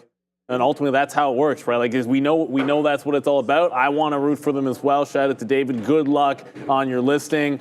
It's always cool for us to get to drop some knowledge or get some knowledge like that, especially when it's something that can benefit everybody. And whether you want to ethically invest or not, that's up to you. I think it's a great thing there. I got a couple of things happening. One, I got to show Riley first because I did take that shot on Riley. That's Riley. It doesn't matter. It was consolidating off that 6th level. I almost said Riley Automotive for some reason, but Riley. It's B. Riley Financial. B. Riley Financial, but Riley Automotive is from a movie, and I'm trying to remember what movie. Isn't it from one of my favorite movies of all time, Chris Farley? It's the tires, isn't it? Is it Tommy Boy? It's Tommy Boy, right? Tommy Boy. Okay. I believe Dan Aykroyd. I think you're right. Is it Riley Automotive? Is it Riley Automotive? Could be. Anyways, that's why I had it on my mind. But anyways, I was long in this little, here comes my chart for a second, just to show you what happened while what our guest was on. So I'm long here in this consolidation. It broke this double bottom. I got out, big volume candle, by the way, where I got out there for about, it was like 10, 12 cents, I think was the hit.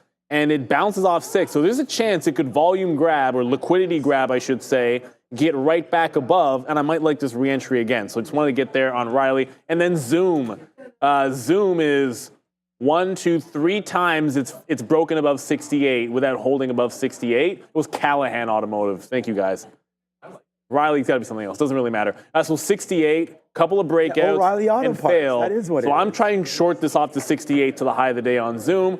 3 times it's been over and come back in. Intel still holding the lows of the day. So Callahan, if I remember correctly, is his business. Like Tommy Boy, Chris Farley's dad is Callahan. And the competitor is right. Riley. And then Dan Aykroyd, I believe, is O'Reilly Auto Parts, who's trying to buy the company for pennies on the dollar, and then does the whole sabotage there. But it's been so long since I've seen that movie. I'm saying like I don't want to like weird, ruin it for anybody. The But if you things that haven't go into seen your Tommy mind Boy at this point, then. Well, I mean, you're not spoiling anything for a movie that's that old. Let's be real. Right now, for that one, I really do like Tommy Boy. All right. Great movie. So the one trade that I was thinking about that you could have shorted a little bit of weakness here would be Qualcomm. So Qualcomm again, all right, it's not, I was just looking at this 170.50 right there and was thinking like we just broke below the 200 period moving average. I mean, there's some reasons here to get, interested in it. But the futures right here, I think right now the best thing to do would be to maybe trade the futures instead of just sitting here looking for some equity that may or may not move. So I'm wondering about this 19.6, if we can be patient and wait for that to see if it wants to hold or breaking that bottom into the close. It's only 312. I mean, we still have a lot of time to go right now. We do have some earnings coming today. Intuit coming tonight. Workday. Kava is reporting after the bell. Kava was going to be a good one too. We haven't checked out Chipotle in a couple minutes as well. Let's check out what Chipotle is doing. 53. This has actually held up okay, I feel like. I mean, it probably had that nice move up. No, it didn't really. So off of that crazy Monday, it got down as low as 48, made it all the way back to 56, and now hovering around the middle. I actually like CMG because we talk about this with Michael Noss all the time, trading names that are relatively strong versus the market. So when we talk about this and someone out there saying Nvidia's kicking their butt, yeah, it was early for me. Thankfully, we were able to get it back. You want to trade names that are strong. Look at Kava. I mean, I remember when they reported the last time we went down into the 74, 75 area. I believe it was here maybe. Yeah, back in May. That would make sense. So there's that move that it's just battled back, got right back into, again, prior support. And then since then, I mean, there might not be a better name. I mean, Nvidia has been straight upside, but Kava, I mean, talking about going into earnings and being heated up. I don't know if you like your Mexican or your Greek food heated up, but this stock right here is on fire, chicken souvlaki style. I think you need a lot of nice Greek stuff move cold. back up there to the upside for Kava. I feel like that stock is poised to do something. I don't know if Disney just raised their prices on me or not, but here we go. Disney trying to go back up to the upside. We're done the bear now, so I don't know what else to watch. I still haven't seen the bear. I started, I gotta fix this chair. I started with, there's a new Vince Vaughn thing on Apple. Oh yeah, I've heard about this. He's like some kind of a PI or something. Yeah, he's a retired PI. He's trying to get back in the game. I added it to my list. There's a side story to it as well. It doesn't sound like you like it, Sean. No, no, not really. I mean, it's okay. No, I see things I appreciate honestly. Yeah, and all that kind of stuff. It was a little different than I expected, but you know what I believe in too, as I check to make sure I was selling my face there. One thing I believe in is sunk cost. Yes. I'm so much better at if I don't like something. If you don't like a trade, get out of it. Yeah. If you don't like a show, just because you happen to watch 3 or 4 episodes, don't just sit there and waste your time. Your time is valuable. It is so easy with all this streaming going on. You're like, okay, fine. I got nothing else to watch. No, like find something that you like. Just ditch anything that's bad. As I still sit here unfinished with The Acolyte, which apparently they've canceled, so I don't even know if I'll bother finishing it. I said I would, and then we'll see what happens there. What do we think about WB as a VWAP? Every page is, what do we think about arbitrage? I have not seen arbitrage. I think that's apparently a good financial film, but I have not seen that at all. So a couple of things I'm into that Zoom trade. I'm still looking at that Riley financial here. It's still right back above. I feel like if I rushed into it, I'd already be in it. It's trying to go a little sideways here. Like, that's a good liquidity grab. I feel like I got it before it really did anything crazy. So it did the liquidity grab underneath. Now it's right back above and starting to look strong again. So if this gets momentum, I think I would just probably give it the same stop as before, as if that didn't happen. That's one thing we've talked about a couple of times this week. When you get these V-shape or false bottoms or false tops, a lot of times, like, the course of action can make some sense. Pretend it didn't happen, and if you were going to long in here with the stop there, just do the same thing, because that's still the same support right after it comes back in. So that's what I want to try to do here with Riley if I can get picked up. I'm sitting right here at 22, not really getting picked up in the bid. I'll move to 20.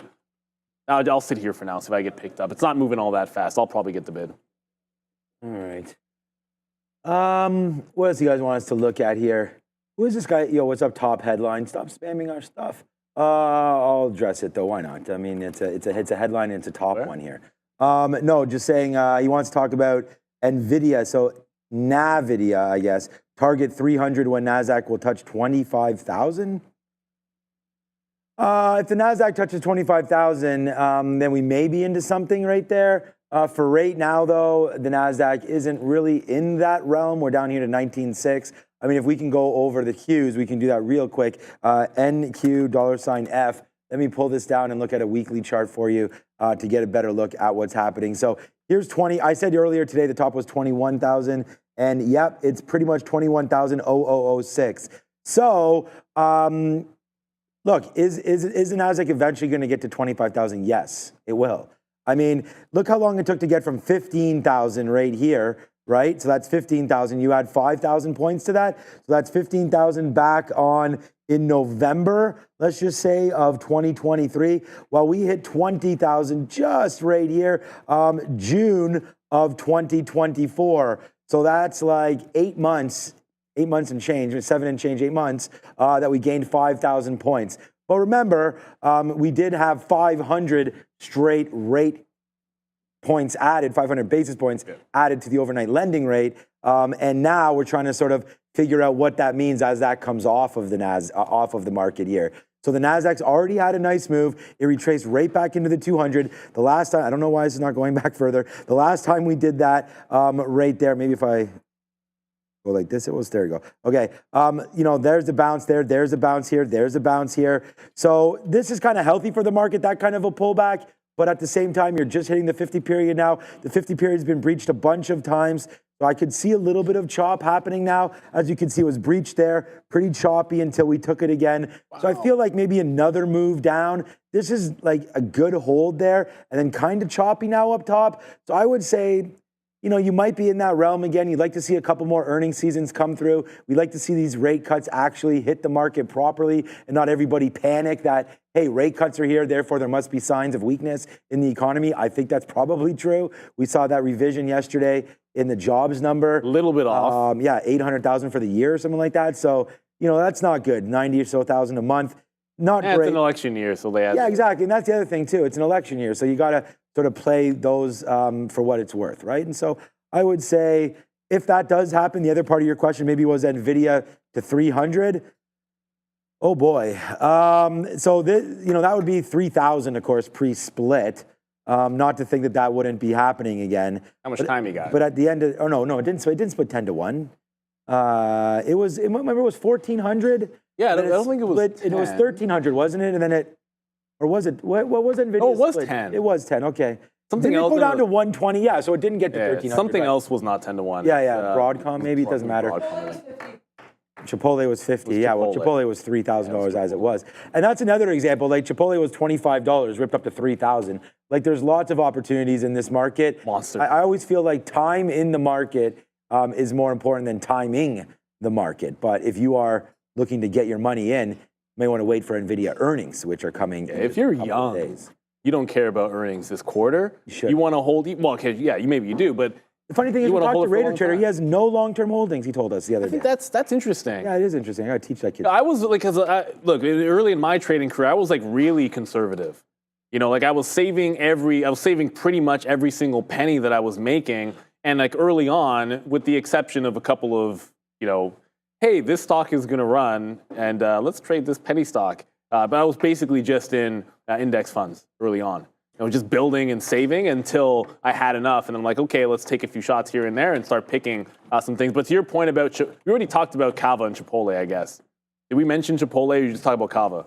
No, I mentioned Chipotle has been holding up pretty good, but I didn't, I was going to didn't look at too much of a trade there. No, Chipotle specifically here, is this going to zoom out? It's not split adjusted, but it's almost, like if you look at the dump that it had 48 into 48, then the higher low, and it's kind of doing another higher low. Like the last leg of the gap would be a break of this 54 change to get into 56. And knock on wood, like if it doesn't lose 53 here, that would still be set up for tomorrow, not today, tomorrow. And if it does do that, you can get a move into 56. It's worth putting that one up there. And the only reason I'm bringing this up now is because Kava reports, right? It's kind of adjacent to Kava. Like if Kava blows out the top on sympathy, you have double bottom, higher low breakout. It could just be a nice little sympathy play tomorrow, assuming Kava does something good. And if Kava dumps, probably not so good for the aspect of a Chipotle long trade.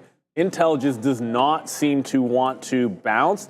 All I keep doing is moving my trail and then looking to add in front of where my trailing stop is going to be. So I was going to have a trail above the 50 level. I was trying to short the high 40s. Now I want to have a trail at 40, so I want to short the mid to high 30s. And the stock just keeps on dumping lower and lower. The other thing that's dumping is Tesla's got a bit of a triple bottom here. Tesla, triple bottom at 213. I can't believe we're saying 213 on Tesla. I know we're going to have Danielle Shea on the Aftermarket show with myself and Adara, and I know she'll have some fun things to say about Tesla losing the 50-period moving average and heading very, very quickly, let's just say, to the 200-period moving average at 203. Zoom is still at 67.90. So Zoom is consolidating at 68 here, it seems. If it breaks down, probably worth, like, if it just flat bottom breaks, adding through here and see if we can't get in. Forget about VWAP, at least for now. This is 67.30. That would be a good, decent first move for Zoom, up 13% on earnings. Adara. This part of the show is brought to you by Benzinga Pro. If you feel lost in the noise of the market, then you need Benzinga Pro.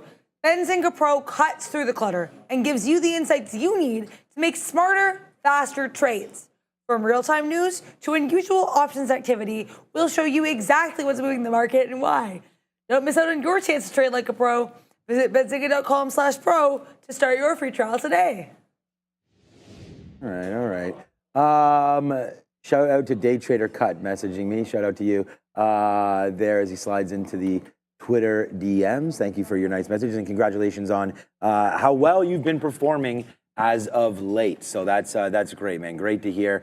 And again, that's just another guy. I've seen him in the chat, or her, I'm not sure, talking about, used to work for minimum wage and now has found trading and is using that as a crutch here for income. And it's tough to do that. There's no doubt about that. So a lot of respect to all the traders out there that are kind of trading off profits. It's tough to do that, but shout out to all you guys as well that are out there doing it.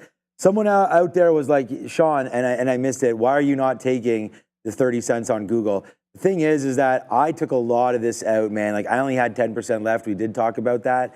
So now I'm reloaded. I'm just going to give this 10 cents. If this breaks much below where we are right now, we're at day's low. It's just so funny that I was talking about this earlier about how we want to get short something. We talked about Qualcomm and whatnot and looking to get short on that name here as well. But Qualcomm, look what just happened. We were talking about this at 170.50. It's now down $1. So it's like, that's part of the frustrating things as a trader is like you have these ideas and then sometimes it's like, it's not hard to pull the trigger or anything, but it's not that easy sometimes. You're sitting there wondering about what to do and the next thing you know, it kind of, it's right there and you didn't do it. So sticking with your gun, sticking with what you've been, sort of looking at. And that was this 164 long on Google. So we'll just take another piece here and watch. So whoever was asking me, I'm going to see if we can start to piece this out now again.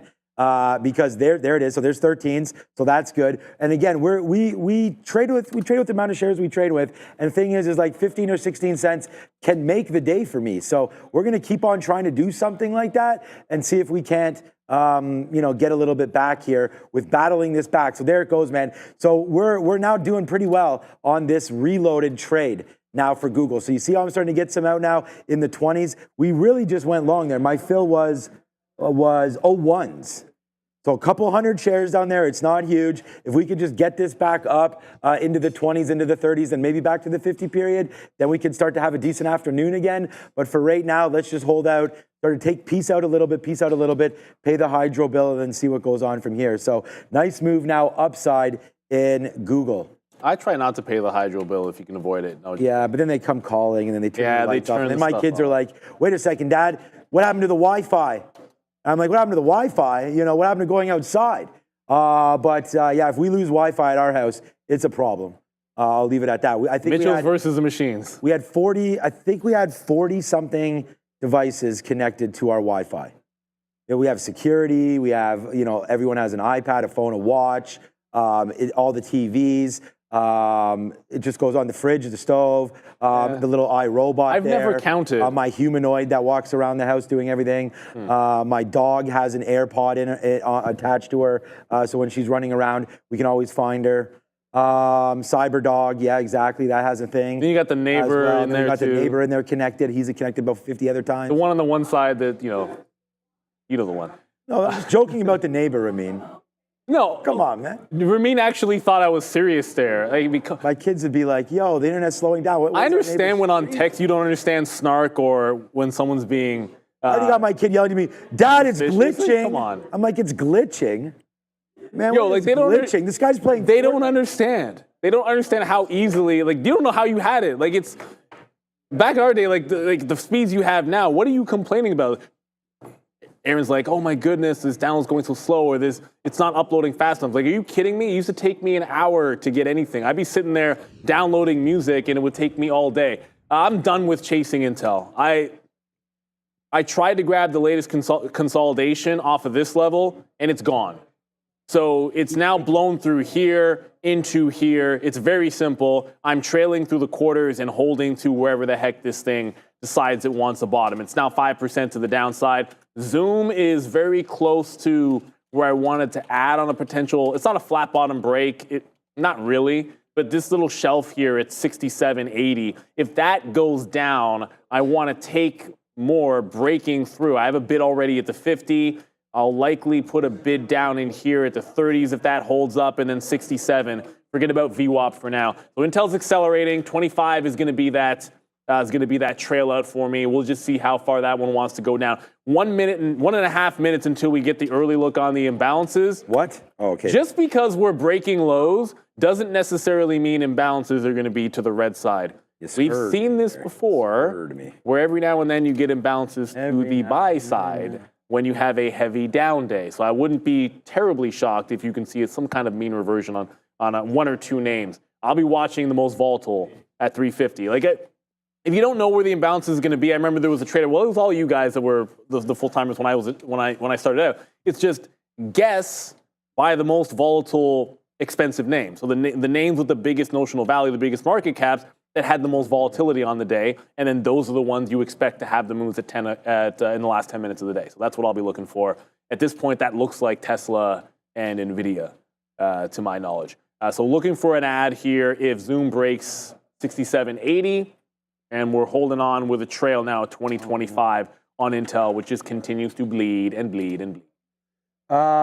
Yeah, just shout out to Dan Emmons and Gabby McBoston there. I have those they're like these pods that come from our provider. I think it's like a mesh system. So I'm going to look into that to see if we are secured properly for all of that. Because they're saying that you don't have too many things connected there, because I get it. You could hack into one. Yeah. Then once you're into one, then I assuming you can get into them all. So I don't know. I don't know enough about it, but I do. After listening to what you guys are seeing, what you guys are saying there, household. It's, yeah, you got to protect your neck at all costs. So we'll have to double check that. But I do know that there is those mesh pods, they call them. I don't know. We'll look into it. All right. So good. Thank you for that one. All right. As we continue to go here today into the close, I mean, it's been a decent day.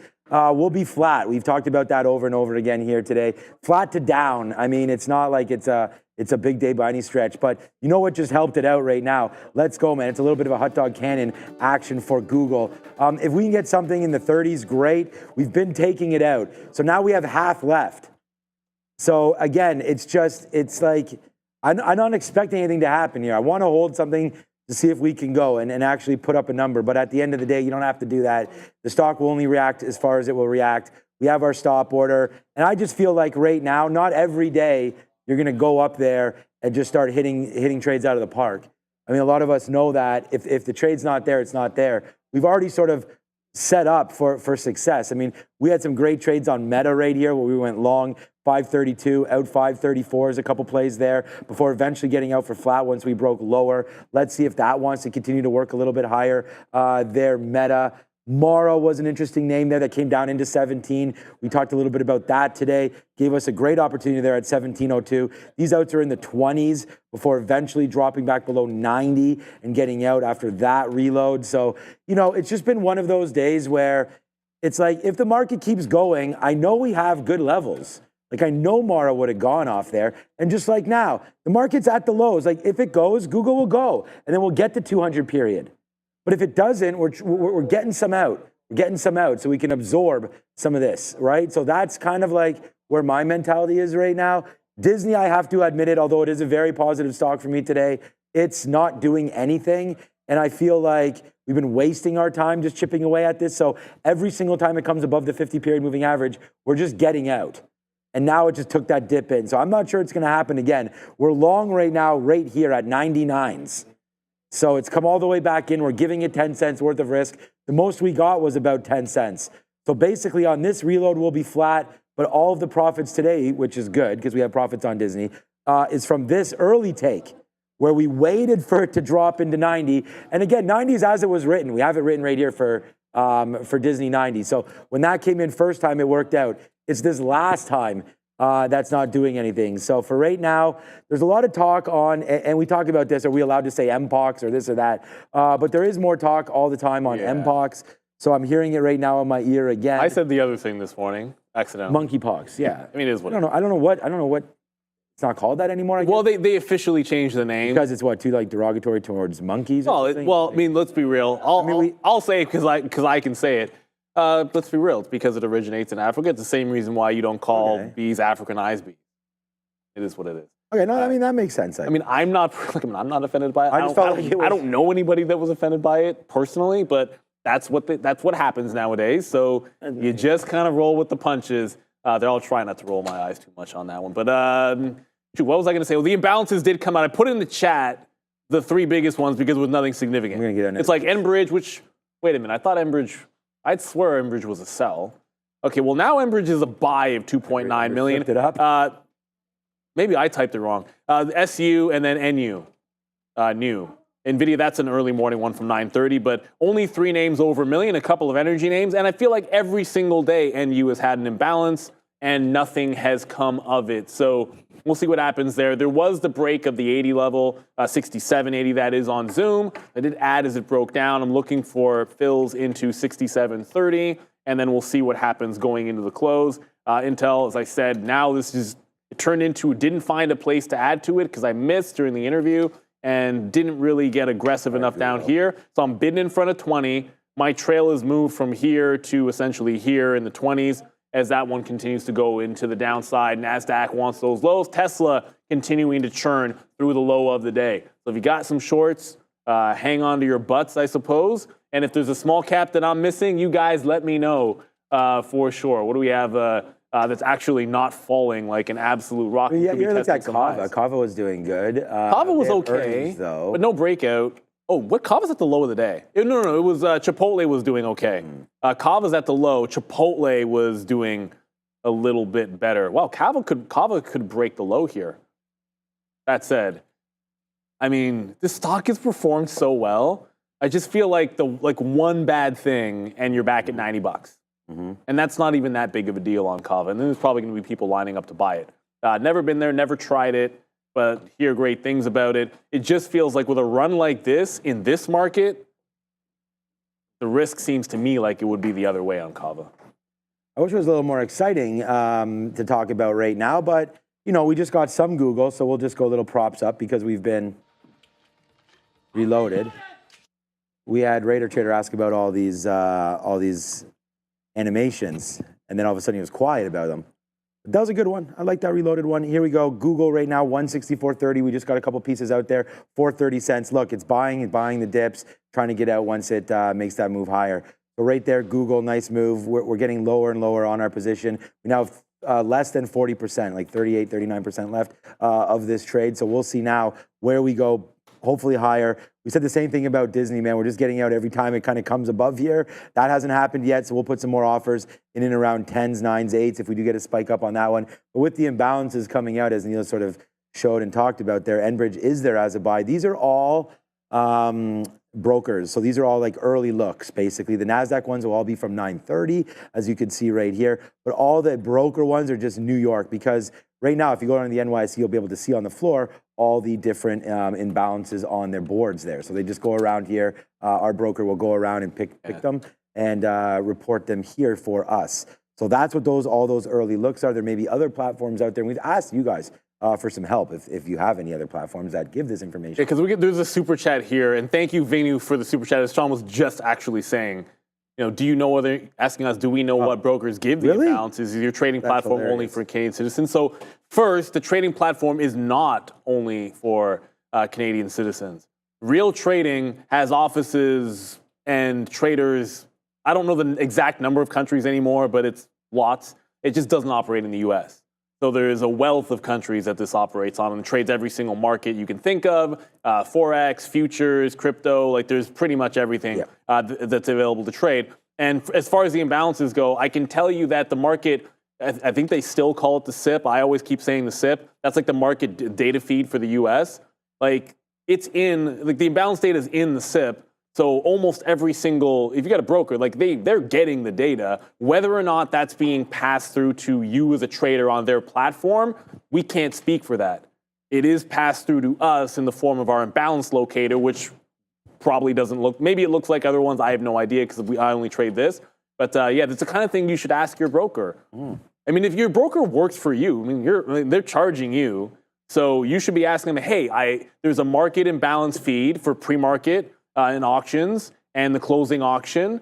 How can I get access to it? That's what you should be asking them. They work for you. That data's out there. If you're getting live level 1, level 2 data, then to me, the opportunity to have it in some form at your broker should exist in theory, but it's not for me to say. I can just tell you that we do, and you should pester your broker if you want to have access to it, and you don't, because that's what you do. Like I tell my daughter this all the time. You know, if you want something, do not be afraid to ask for it. People aren't just going to always give you, I don't mean to harp on this, it's just I say it's really important. Nothing wrong with asking. The worst someone can say is no, and if you don't like what is being offered to your broker, then nothing wrong with going and finding another one. As I just say all of that, I just trailed out of Intel here. It just broke. It went all the way down to 10s. So I moved the trail down to 15. It just broke 15. The stock is absolutely bleeding. Intel stinks. It is that. Should have waited till that one was finished and then hit the other one. But it's going into the gates of hell at this point. Intel was on the verge of finally made a bottom, broke out the higher low. Like that thing that I look for after earnings where you make a bottom, you break a resistance level, but then you break the big one, which would be right here. Like just hold above 21.5, 22. Like this level, if it could have taken that one out, well, in typical Intel fashion, what does it do? It fails that level, and now we're headed right back into the bottom, which is $18.80-something for anybody keeping track. I'm not saying it's going to get there, but probably going to get there. I mean, at this point, like if a stock is strong, it's probably going to get to the high. If a stock is weak, it's probably going to get to the low. I can believe that. Jump, jump. Crisscross will make you jump, jump. Some of them try to rhyme, but they can't rhyme like this, that's for sure. All right, so right here as we go and try to talk a little bit more about some trading, good little looks there from Neil, and we're just trying to get out of our positions again. So there goes Disney. We said that we'd get out the next time it popped up into here. It just did. We get 05s. I mean, very, very small amount. We're trying, man. I'm trying to get a little bit more here going for us, but for right now, it's just what it is. Trying to let this market breathe a little bit. We did get a move up in Google, and we thought we were starting to go. I did put an offer here at 40s. It does not go. You know how high that went to 35s before fading back in. The short definitely looks like it's in charge right now. So I feel like that's the play right now is short. So let's just wait for this to happen. There's 10 minutes now until the imbalances. I did want to look at IBIT and Bitcoin. Bitcoin holding out to 60,000. So right now, IBIT on the NASDAQ coming in 3440 in play right there. We'll see now back into basically the lows of the day again is crypto bouncing off 3425 3 times. So it is looking a lot like the market as the market returns to lows now again. So yeah, the market looks like it wants to keep going one way, not the other. And if crypto does have a chance of holding, it would be down here with IBIT, which is 3425, which apparently is in and around 60,000. So that would be a good hold there if we can get it on crypto. And then the only crypto name that I traded today was Mara, and it's still at 17, which was a level that we've already liked.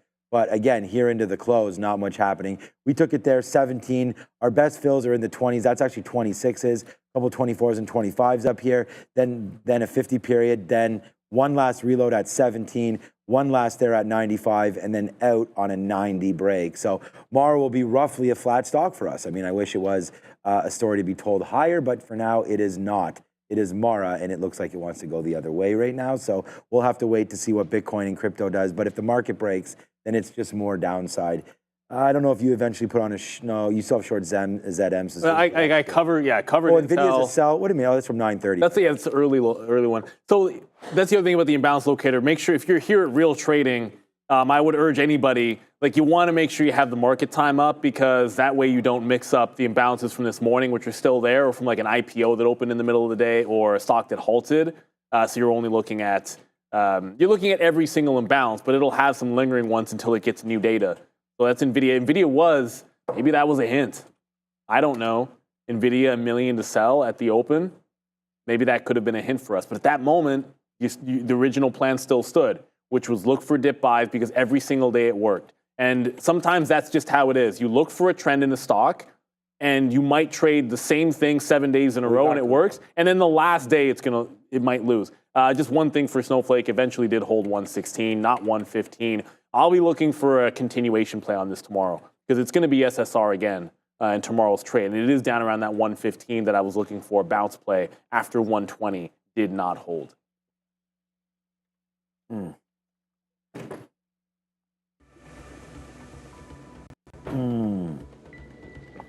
that not a good ratio, man. I forgot all about it. I forgot about it in the midday today, so I was not sitting here drinking this. We're at 2 p.m. right now. I never filled it. I know you never got it filled up. Well, we can go. You can yell at Branko's over there. He's just busy. No. It's 3:40 already. You can see right there. Branko's has such a nice shirt on, and then I asked him about what's up with that shirt, and he's like, I don't know. I was expecting there to be like a story, like a. Me too. I thought it was cool. I thought it was a concert. I thought it was like. It looked like up here was going to be like a concert shirt. That's what it looks like. Holo, I don't know what this is, but Holo's going to the upside. I don't know the story with Holo doesn't really matter. Penny stock, yada yada yada. I mean, how many times do we have to look at a daily chart like this? I just do that so that anybody looking at this parabolic move has an idea of what the stock usually does here.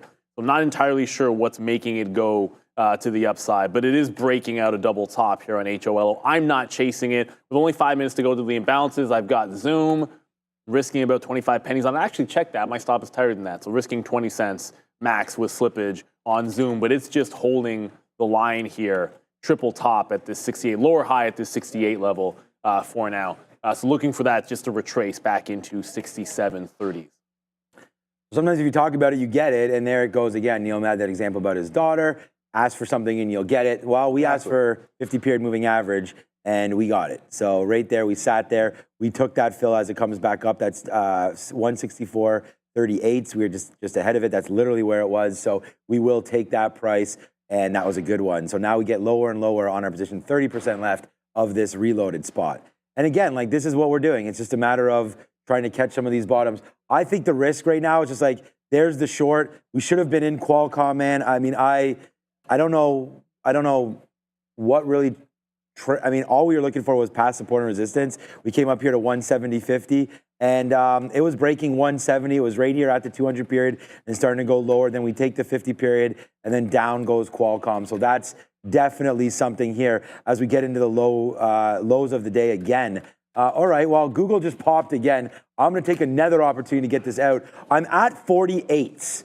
Right, there we go. We'll take 41s. We're at 48s as well. So hopefully that will be able to come into play here, and we'll see where we can go now on Google. But we just take another 40 out right there. Take out 5 more percent. I'm taking out 5% every time now just to see if we can get a winner and hold on to it. So a 5% hit there, not hit, 5% out for Google there, and see if we can keep on climbing higher and higher and higher. Disney having a moment. I feel like we will be stopped out of this. This breaks through 90, we're gone.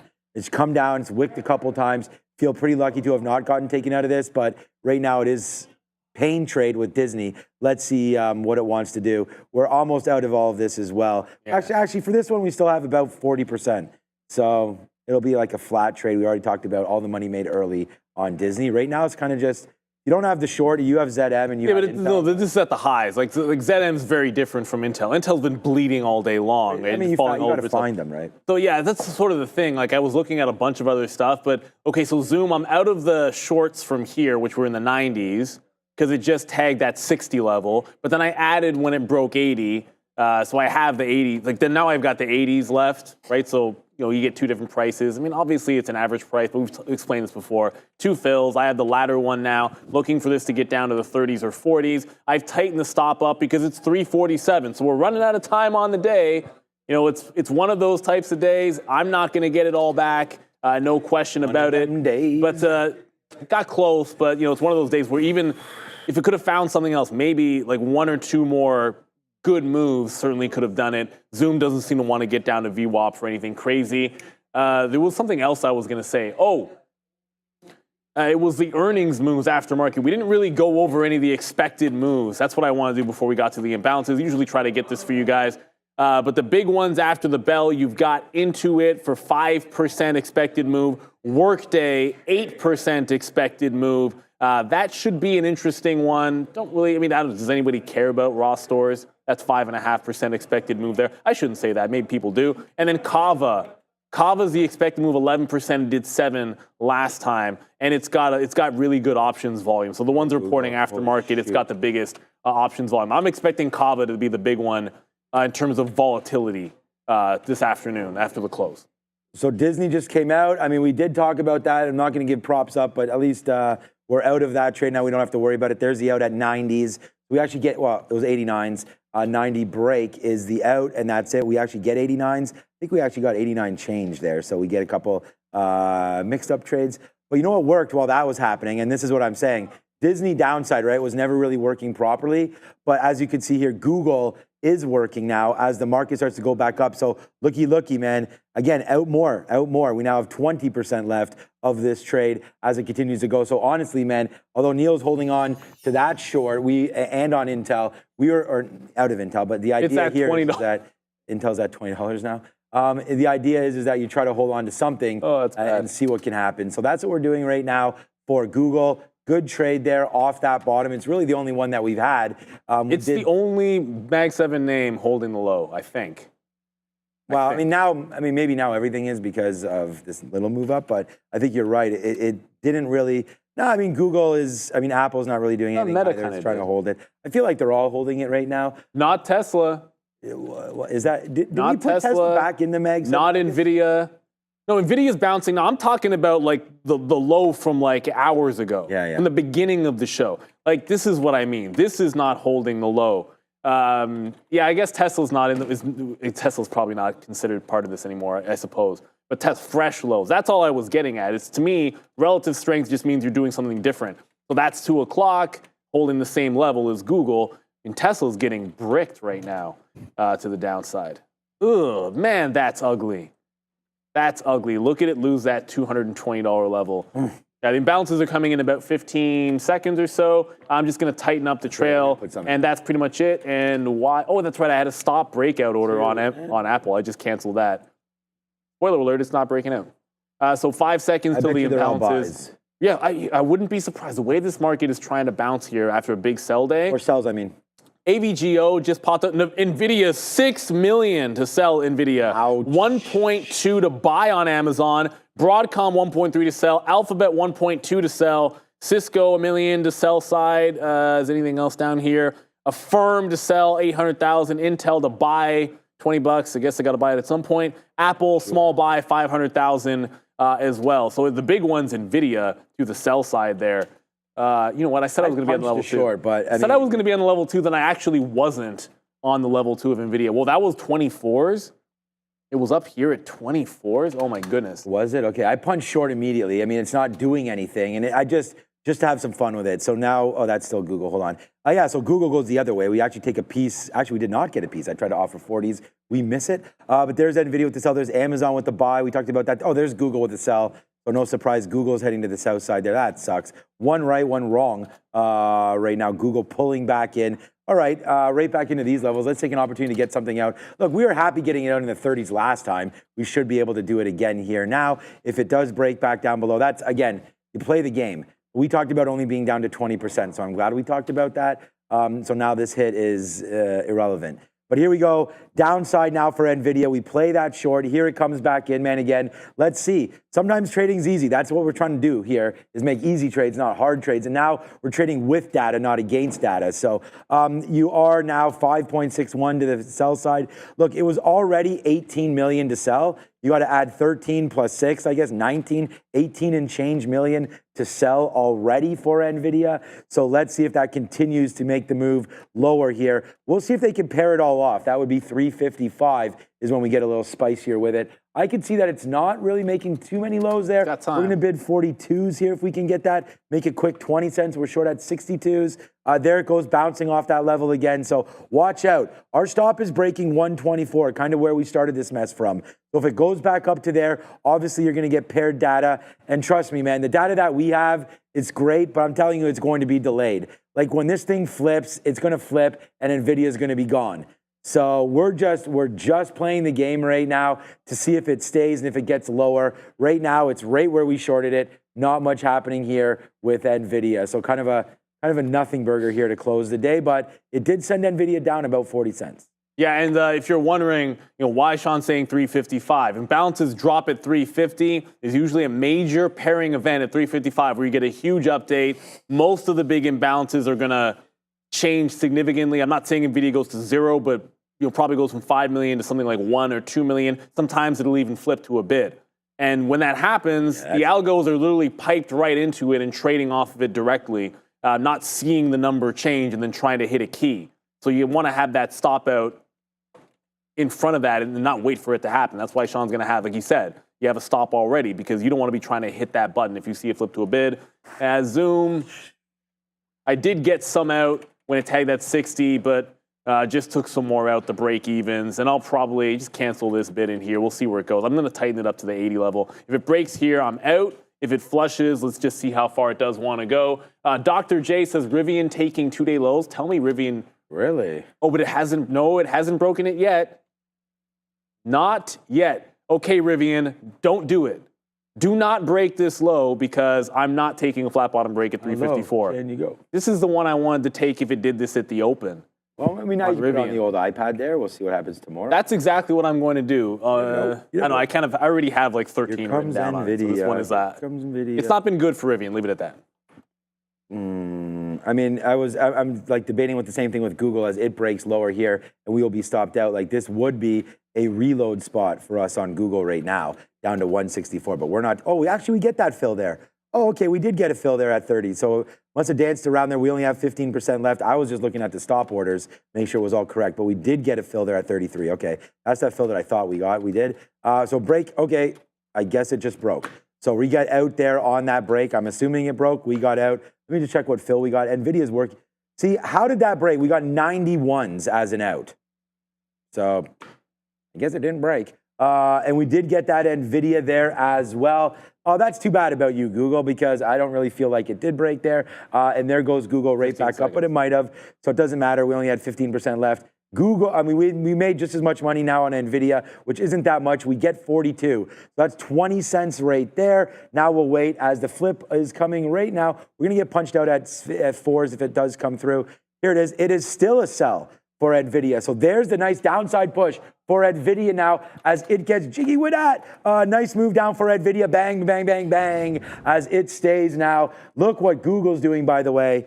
Downside. So these imbalances stay Redsville right there. So now I feel pretty good about Google's a getting out of that sell one. now. It wasn't before, yeah. Yeah, no, it was always a sell. Was it? Yeah, but that's why I was mad because I was long. Okay. But Google is, I think there was some other ones. Amazon might have been a buy. Amazon might have. I might have turned around. They've all paired off except for Nvidia. They're all sells at the end of the day right here. So let's just keep going on that thing.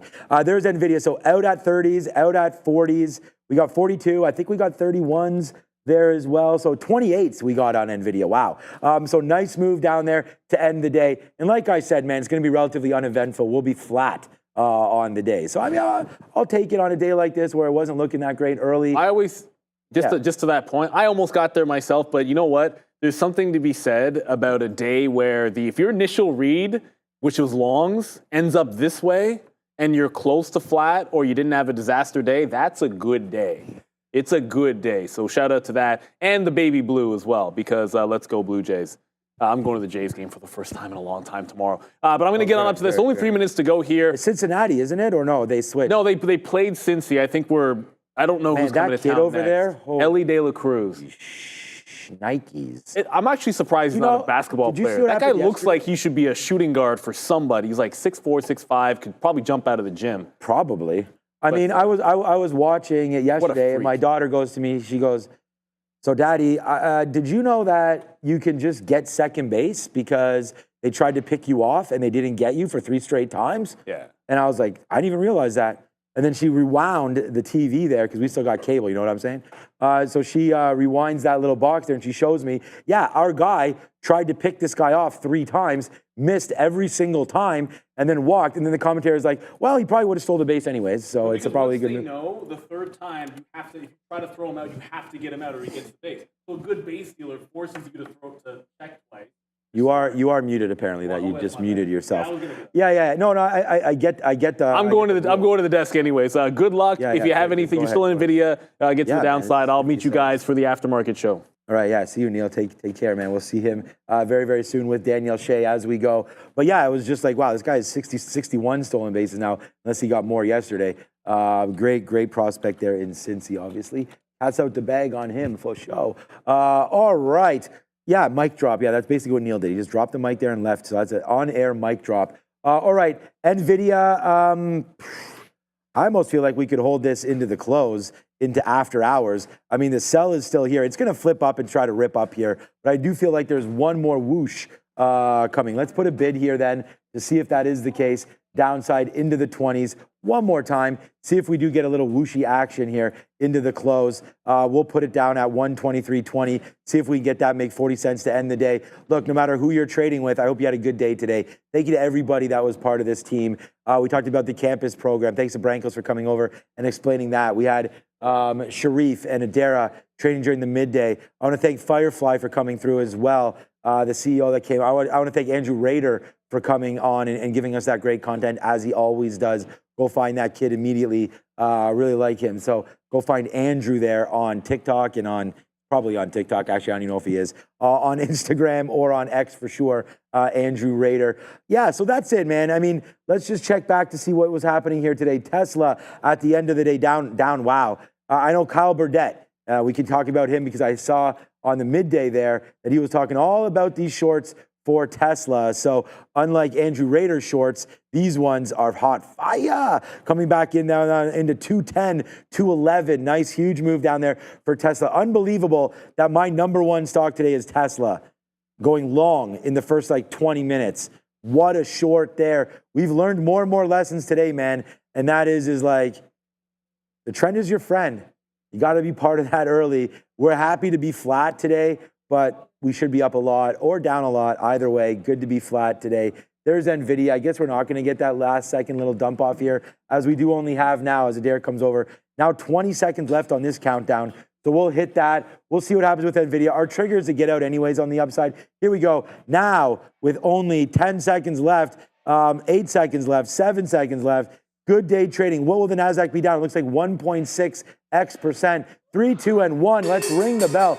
We are now closed for the day on the NASDAQ, and we will watch out to see earnings coming through. Kava, Workday, some of those other names, but don't get too worked up, man. Intuit is out right now, and tomorrow is a new day. Will tomorrow be Free Fall Friday? I know one place you could check out the markets tomorrow. It's right here at Trader TV Live. So for more fun and excitement, join us tomorrow. But for right now, I believe they're ready. We never get told anymore. I feel like I just get, very good. All right. Thank you one more time for watching, man. Thanks, Bears versus Bulls. Can't ever forget you as well. Thanks to the moderation there and for canceling some of the guys that were putting a lot in the chat. Don't try scalping. Yeah, you know what? I think that's important there from the Piper. Today, scalping was good. I mean, we did good there at the end, scalping off on Google, but at the end of the day, it still breaks. I still feel like on days when there's movements like this, the best thing to do is get it, hold it, and see what winds up happening. Big trades on Nvidia short today, big trades long, but you got that bounce. But at the end of the day, the shorts continue to win. We print near the end of the day, near the lows at the end of the day. Workday's out, Intuit's out. Let's go over to the big desk. Ciao, everybody. Thank you very much, Sean. I think you just talked Intuit back up there, because Intuit was down about 25 bucks there off of the closing price and bounced off of 640. So Intuit looks like it's already out and heading to the downside. I know Workday wasn't moving that much when I last checked it, but these are a couple of the big ones that we're expecting. We're also expecting to get Raw Stores, Kava. That's not till 410. But right now Intuit trying to hold on to some of these lows, and there were a lot of lows today. So what do we have the number? I don't know if we have the numbers out on Intuit just yet. That's quite all right there. I'm going to double check out on Workday, because I feel like that also dropped. I have the numbers. Yeah, Workday's going back to the upside now. So Workday also dropped. Now it's breaking out. Telling you, the initial move is undefeated to be wrong on some of these. This was down at about 220, now back up at 230 as Workday goes back into the green. Adara. Starting with INTU, and I think maybe why initially it moved down is because this Q1 guidance not necessarily the strongest here. They were seeing Q1 earnings of 233 to 238 per share. Analysts were looking for 279. So massive miss there for Q1 earnings per share estimate here. They did also announce they're expecting to incur a $19 million restructuring charge in Q1 with regards to organization. Also expecting some changes here to be made to their QuickBooks desktop offering, saying that that's actually going to lower their Q1 revenue by about 160 million. So lots of negative guidance here. But in terms of the numbers for this quarter, they did report here revenue of, that's their outlook here. Revenue of $3.18 billion for Q4 versus estimates of $3.08. So that was a beat here. Earnings per share also a beat for Q4 2024, $1.99 per share versus estimates of $1.84 per share. Again, though, some of their EPS guidance and other guidance was a bit weaker. Yeah, for an expected move of 6% and a stock that had a triple top on the daily, it is flat right now for Intuit. So I would say pretty good considering what the market looked like. If you're going into earnings with a triple top or maybe even a quadruple top on the daily and it ain't all roses, the fact that you're not dying should be a good thing, at least respectively. I mean, obviously, this was not the kind of day for the faint at heart. Just looking at Workday here, this is now, Workday's actually breaking out here, oddly enough, of a W pattern. That's just too much fun. Workday breaking out the W pattern. This is like 238 on the daily. Wanted to make sure we zoom it out for you guys to see where these stocks are coming from. But now see, initial move down, rinse everybody, and now they're breaking it out back above this big 238 level. And as soon as I say it, I jinx it a little bit. But Workday faring a little bit better on their earnings. At least they're green, Adara. One thing here with Workday, too, they did announce a strategic partnership here with Equifax, set to modernize employment and income verification progress. So partnership announcement made here with earnings. In terms of the numbers, they beat here for Q2 adjusted earnings per share, $1.75 versus estimates of $1.65. As for revenue, it came in at $2.085 billion versus estimates of $2.071 billion. Also going to be a beat. They also announced up to $1 billion in repurchase being authorized here. So once again, a buyback announcement. Not a bad look. Up to $1 billion there for their buyback for WDAY. The other thing, too, with Intuit guidance, they actually had higher than expected revenue guidance. There were just some other aspects of their fiscal year guidance that were pretty weak. Well, apparently they're not starting that buyback right now on Workday because that just dropped like $15. So it's all over the place here on Workday. You're up at 240. You were down at 220. You're back to 230. You're just kind of chilling out in the middle. Very, very choppy price action. Could just be it has something to do with that level that it was trying to break out. So maybe we get a false break. You know, the good thing about this is a trader tomorrow, a triple top at 238. I don't have to care about which direction it's going because you can trade off that level in either direction, which is a heck of a lot of fun. It's it's about 2% short float, which would make it about $1 billion worth of shares short on Workday, which could have been fun for a squeeze.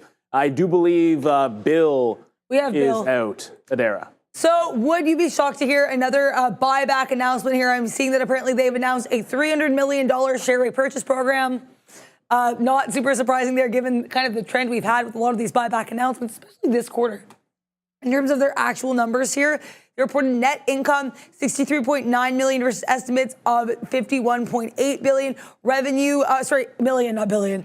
Revenue here was also a nice little beat, $343.7 million versus estimates of $327.8 million. Adjusted operating income also coming here above expectations. So pretty strong look here for BILL. Keep in mind, CAVA, C-A-V-A, that one coming through at 410, we're expecting it. That's the expected to be most volatile, but it's going to have some work to go because Bill just went from 10% to 5%. Nice little move on the daily, but look, this has been a downward trending stock for quite some time.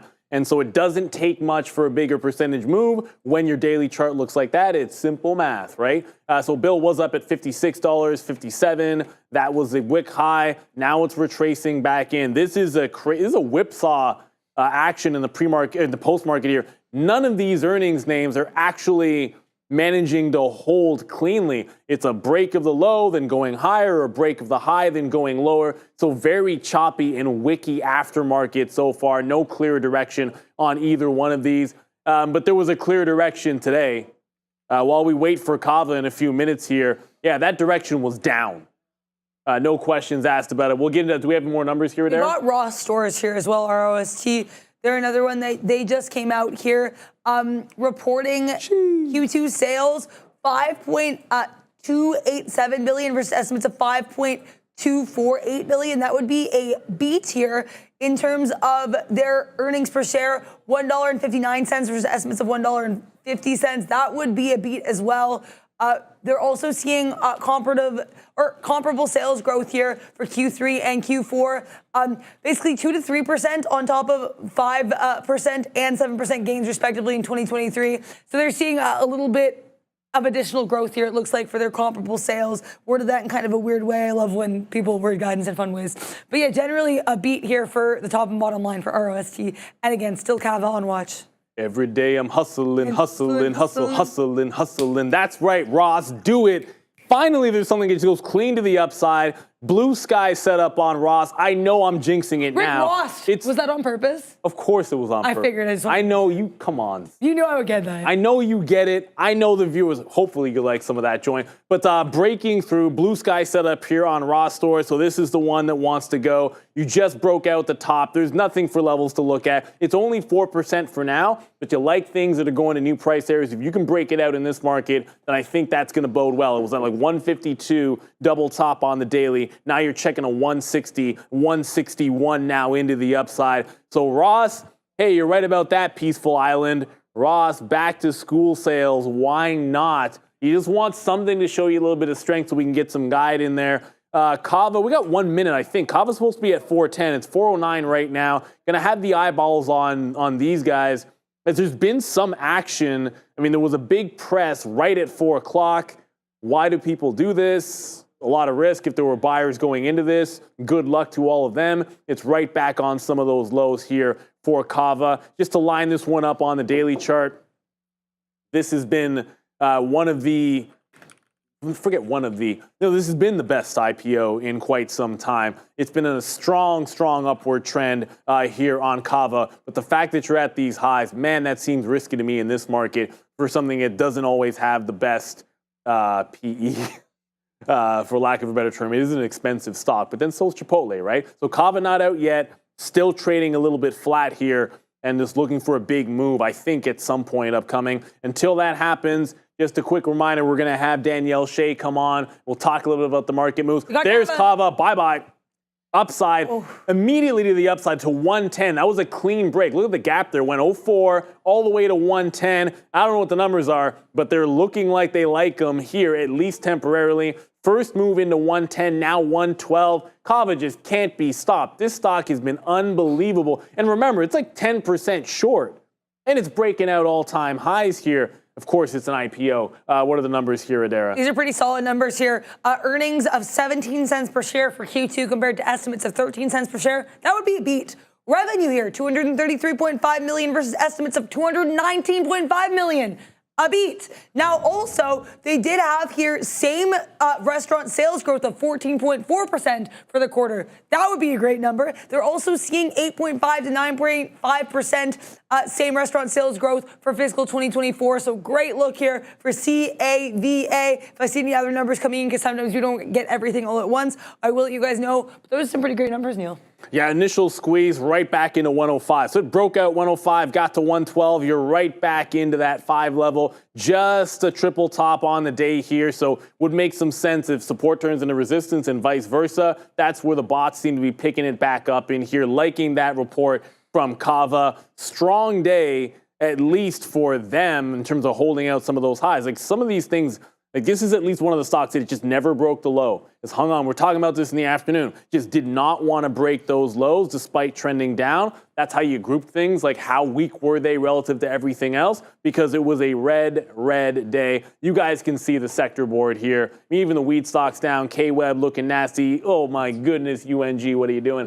SMH down 3 points today, clearly leading the way. I mean, the 10 ETF, they've been absolute trash. You had gold to the downside here. This was one of those days where pretty much everything was getting rinsed a little bit. Banks did okay. That's worth pointing out. Talked about it. Sean talked about JP Morgan. You had XLF do okay in here today. You had Berkshire kind of do okay. You had USO do okay. But you know what? Everything is A-okay now because we've got Mrs. Shea.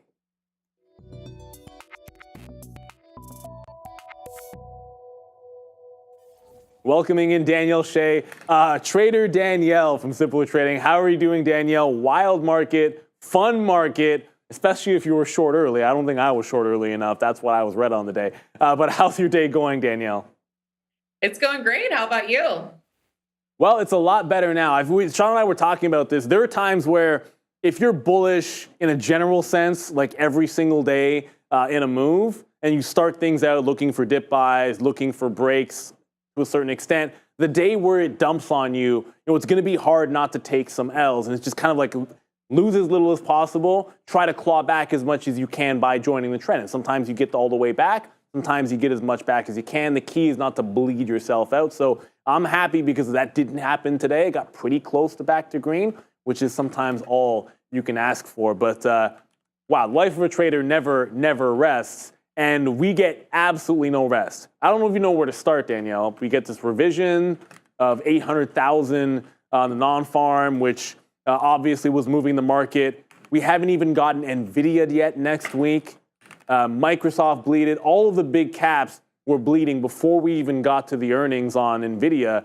And I felt like that was going to be a big turning point for us, like whatever Nvidia did. We didn't wait for them and their report yet here. Well, when you look at what the market's doing, let me tell you that it's my birthday this weekend, and this happens every single year. It's like a birthday pullback. I don't know what the deal is, but I promise you it's seasonal. It's normal. We have Jackson Hole. We also have the fact that the market went, directly higher for at least 8 days in a row. So I'm looking at this as a normal seasonal pullback move, and I'm just looking for spots to buy the dip. Well, I'll tell you this much. The market's wise. The market knows that you're such a nice person that they've got to give you a discount on your birthday. That's what it's all about. Now, the market may be rigged, but at least sometimes it's rigged in a good way. So first off, happy early birthday. Enjoy your 25th. It's always an important one and a fun one to celebrate, so I want to make sure you enjoy that. So if we're buying dips, tell us what to buy, Danielle. Well, the first place that I'm always going to look is going to be the semiconductors. So if you look at the semiconductors and look at the way that, this is pulling back right now, I mean, first of all, yes, it was getting hit pretty hard. I don't normally like to see a relative strength sector like this down, more than 2%. So it's not 100% ideal as far as a pullback is concerned. But with the way that the market has traded this month, we've seen these deeper pullbacks and we've seen it correct really well. I mean, if you look at SMH on a weekly chart, this is a perfect bounce off of the 50 simple. I mean, you can't get any more gorgeous than that. So, I have been buying SMH in my long-term accounts. It's one of my top holdings and it's done very well for me over the course of the last 5 years or so. If you look at the daily chart, it does not look as good on the daily chart. So, it's broken down below the 50 simple. But I will say that it's still holding support at 240. It's clinging to that ledge, so it could be worse. And as you pointed out, we have Nvidia earnings coming up and we have Broadcom earnings coming up. Yeah. So those two events are going to be the most important, and that is what is going to determine if this thing can hold and go higher from here, or if we're going to have a little bit rougher of a month in the tech and semiconductor space. So you said something very wise that probably, at least we might have some like novice traders and investors out there. It was very wise, but I think it's pretty poignant. And that's SMH looks fantastic on the weekly, but on the daily, it's not a very strong looking stock. And I know for myself, I try to keep it really simple. For the long-term account and the long-term investments, I like to look at a weekly chart and try to base as many decisions as I can off of that. But when I'm thinking about trades, I tend to go back and look at that daily chart because I've heard you say this, you like things above that 50 period. Well, on that weekly, fantastic. On that daily, we just failed the 50 period on the SMH. And at least before the earnings, my first thought would be we're going into a Friday. Wednesday is going to be gigantic, AVGO, Nvidia as well. Like, could we continue a little bit of a risk off? Just because we've rejected that 50 period, I'm sort of thinking we might be a little bit bearish, even though that's been dead wrong after the panic days to the downside. It's like we reject the 50 on SMH. My first thought would be, okay, continuation, at least to the downside if people go risk off.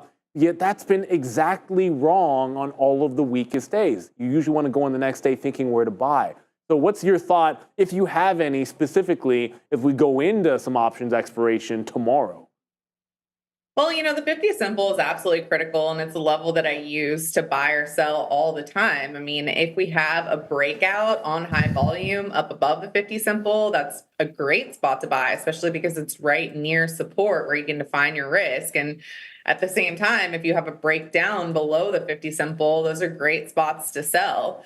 But the most important thing with this ETF right now is going to be those relative strength leaders and which direction those relative strength leaders go. Because here's the thing is that if Nvidia comes out with earnings next week and the hype has been so big and Nvidia is up 30% this month and everything else, and then the report isn't that exciting, that thing is going to get crushed along with SMH. And so that's why, for me, it's not necessarily like, should we buy it right now because it's above or it's below? For me, the number one most important event is going to be that Nvidia earnings report, and the direction that it breaks will determine which way we can trade it on a short-term basis. But regardless of what happens next week, I am still buying SMH in my long-term accounts because this is one of my top holdings.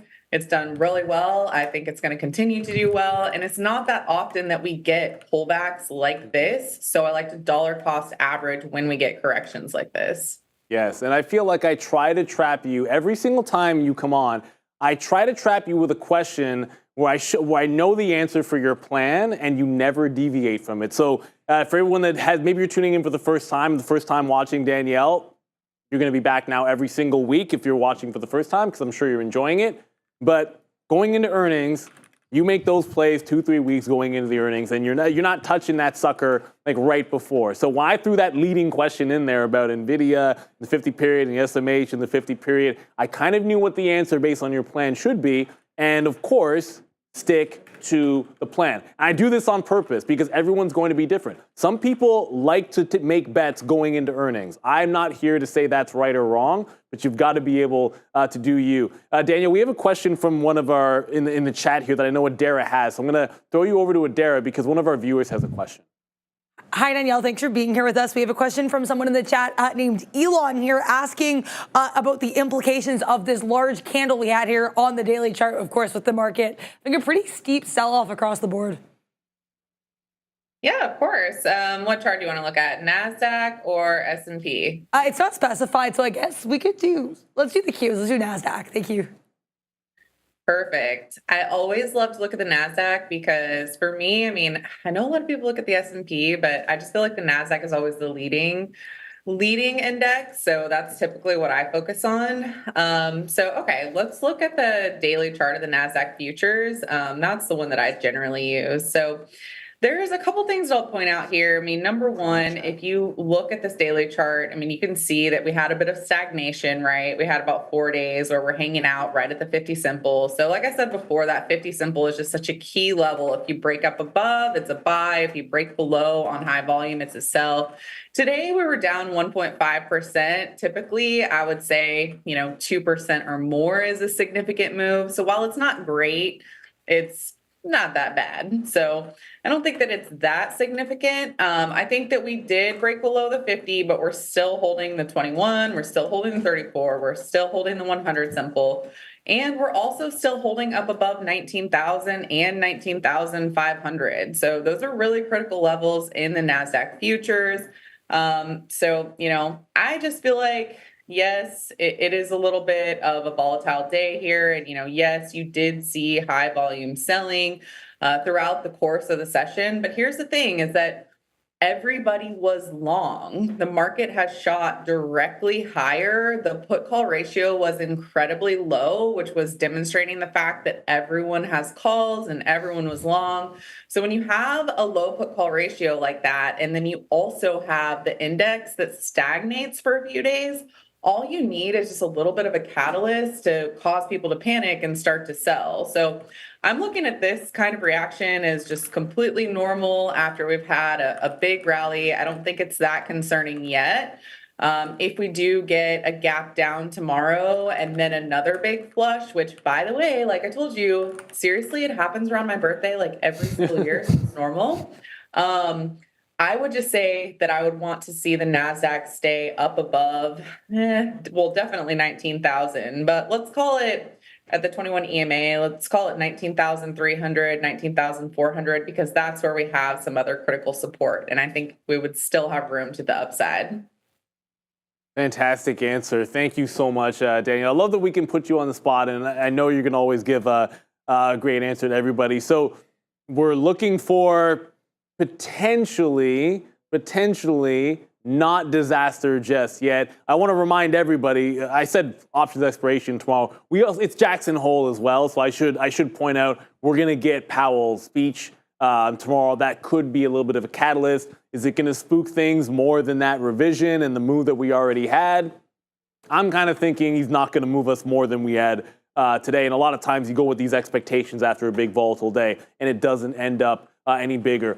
Before we get you out of here, Danielle, because hey, you dropped a heck of a lot of knowledge for us. I just wanted to make sure, is there anything else that you were looking at, something that caught your eye that you wanted to make sure you got out to us? And then, of course, let everybody know where they can find you. Yeah, of course. Well, you can find me on YouTube or on Twitter. I guess I should stop calling it Twitter, on X at Trader Danielle. Both of those spots. Actually just posted a new video yesterday with an SPX day trade that I did after I finally started feeling better from being sick. But, I think I'll just leave you with the stats for Nvidia earnings, because Perfect. I think that's, the most important factor here. Yes, like you mentioned, Jackson Hole, I agree with you. I think that for the most part, it's probably priced in, but I also think that there's still a little bit of worry surrounding it. So I feel like once we get through that event, the Fed will be kind of pushed to the side until September. But I'm just going to leave you with these Nvidia stats and this Nvidia move. If you look at what Nvidia has done over earnings, obviously one of the main reasons why it's been so strong is because they've been crushing it surrounding earnings. So last quarter, they gapped up 7.5%, had this massive breakaway move. Quarter before that, gapped up 11.2%, massive breakaway move. Quarter before that was pretty much flat, 0.2% as a move. Quarter before that, 6.6%, 26%, 12.9%. So I think that for me, when I'm looking at Nvidia going into earnings, number one, I'm not that concerned about this pullback because, like I said, it's had a massive move. As long as it stays up above 120, I think it'll be okay. But I'll tell you, the number one thing that I'm concerned about here is the fact that expectations are just so high, okay? Because they have been crushing it, because we've had these massive moves higher, they have to crush it. And if they don't crush it, it's going to go lower. So that's my concern. If you look at what Amazon did after earnings, I feel like that was kind of what happened with this stock. You had Amazon 4 quarters in a row where they were crushing it. And so everybody's looking for just these fantastic numbers. And when they announce something that's just not quite perfect, you get a 10% gap down. So I love Nvidia. I'm holding Nvidia, but be careful because the expectations are so high and everyone is so bullish. Yeah, great words there, Danielle. You said it absolutely perfectly. You can't always crush expectations every single time unless you're Danielle Shea on the Aftermarket Show every single Thursday. That's the only time you do it there. So thank you so much for your thoughts. We're happy. We're so happy that you're feeling better, especially on your birthday weekend. So from everybody here on the show, I know from Sean, from Adara, myself, Fabian, Ramin, Brennan, who's on vacation, have an awesome trading day tomorrow, of course. Great weekend. Happy birthday. Enjoy it with your family. You deserve it. That's Trader Danielle. We love you. Thank you. All right. Take care. That's about as good as it gets. We get to talk Nvidia, Adara. Oh, yeah. We get to talk about the market. Oh, we still have Danielle there. Oh, there we go. That's all good, Ramin. It's all good. Everyone wanted to see Danielle one more time anyway, so let's be real. Get my ugly mug off there as quickly as you can. Before we get into any roll call, there was news with regards to Uber and GM here. Yes. So Uber, just quickly, Uber down about 3 points. and then a reversal move here, like an opposite move here in General Motors, where they're upside breaking out here at Dara. What's the story? So the story is we have GM and Uber set here to have this partnership with regards to GM's Cruise, their autonomous vehicles, which you know has been a little bit of an embattled sector. Cruise actually did have a recall of about 1,200 robo-taxis pretty recently, but it is worth noting here, this collaboration going to start in 2025. Cruise will be deploying its autonomous vehicles on Uber's app. So once this collaboration starts, basically you'll be, when you select your vehicle, you'll have the option of selecting an autonomous vehicle when this begins. So nice. Like I think my speculation would be GM popped on that because Cruise has had so many issues. That would my guess would be as to why GM popped.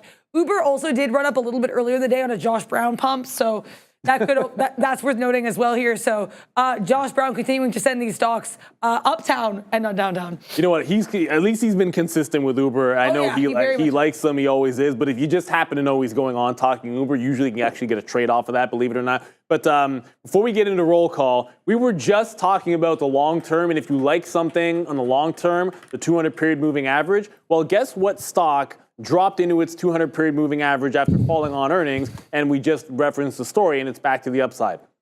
Bouncing almost clean off the 200 period moving average at about $40 was General Motors, now trading at 47.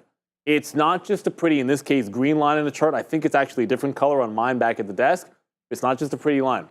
A lot of people look at this for their long term to buy. If you want to buy and hold, there are worse things than 200 period moving average. But you know what time it is?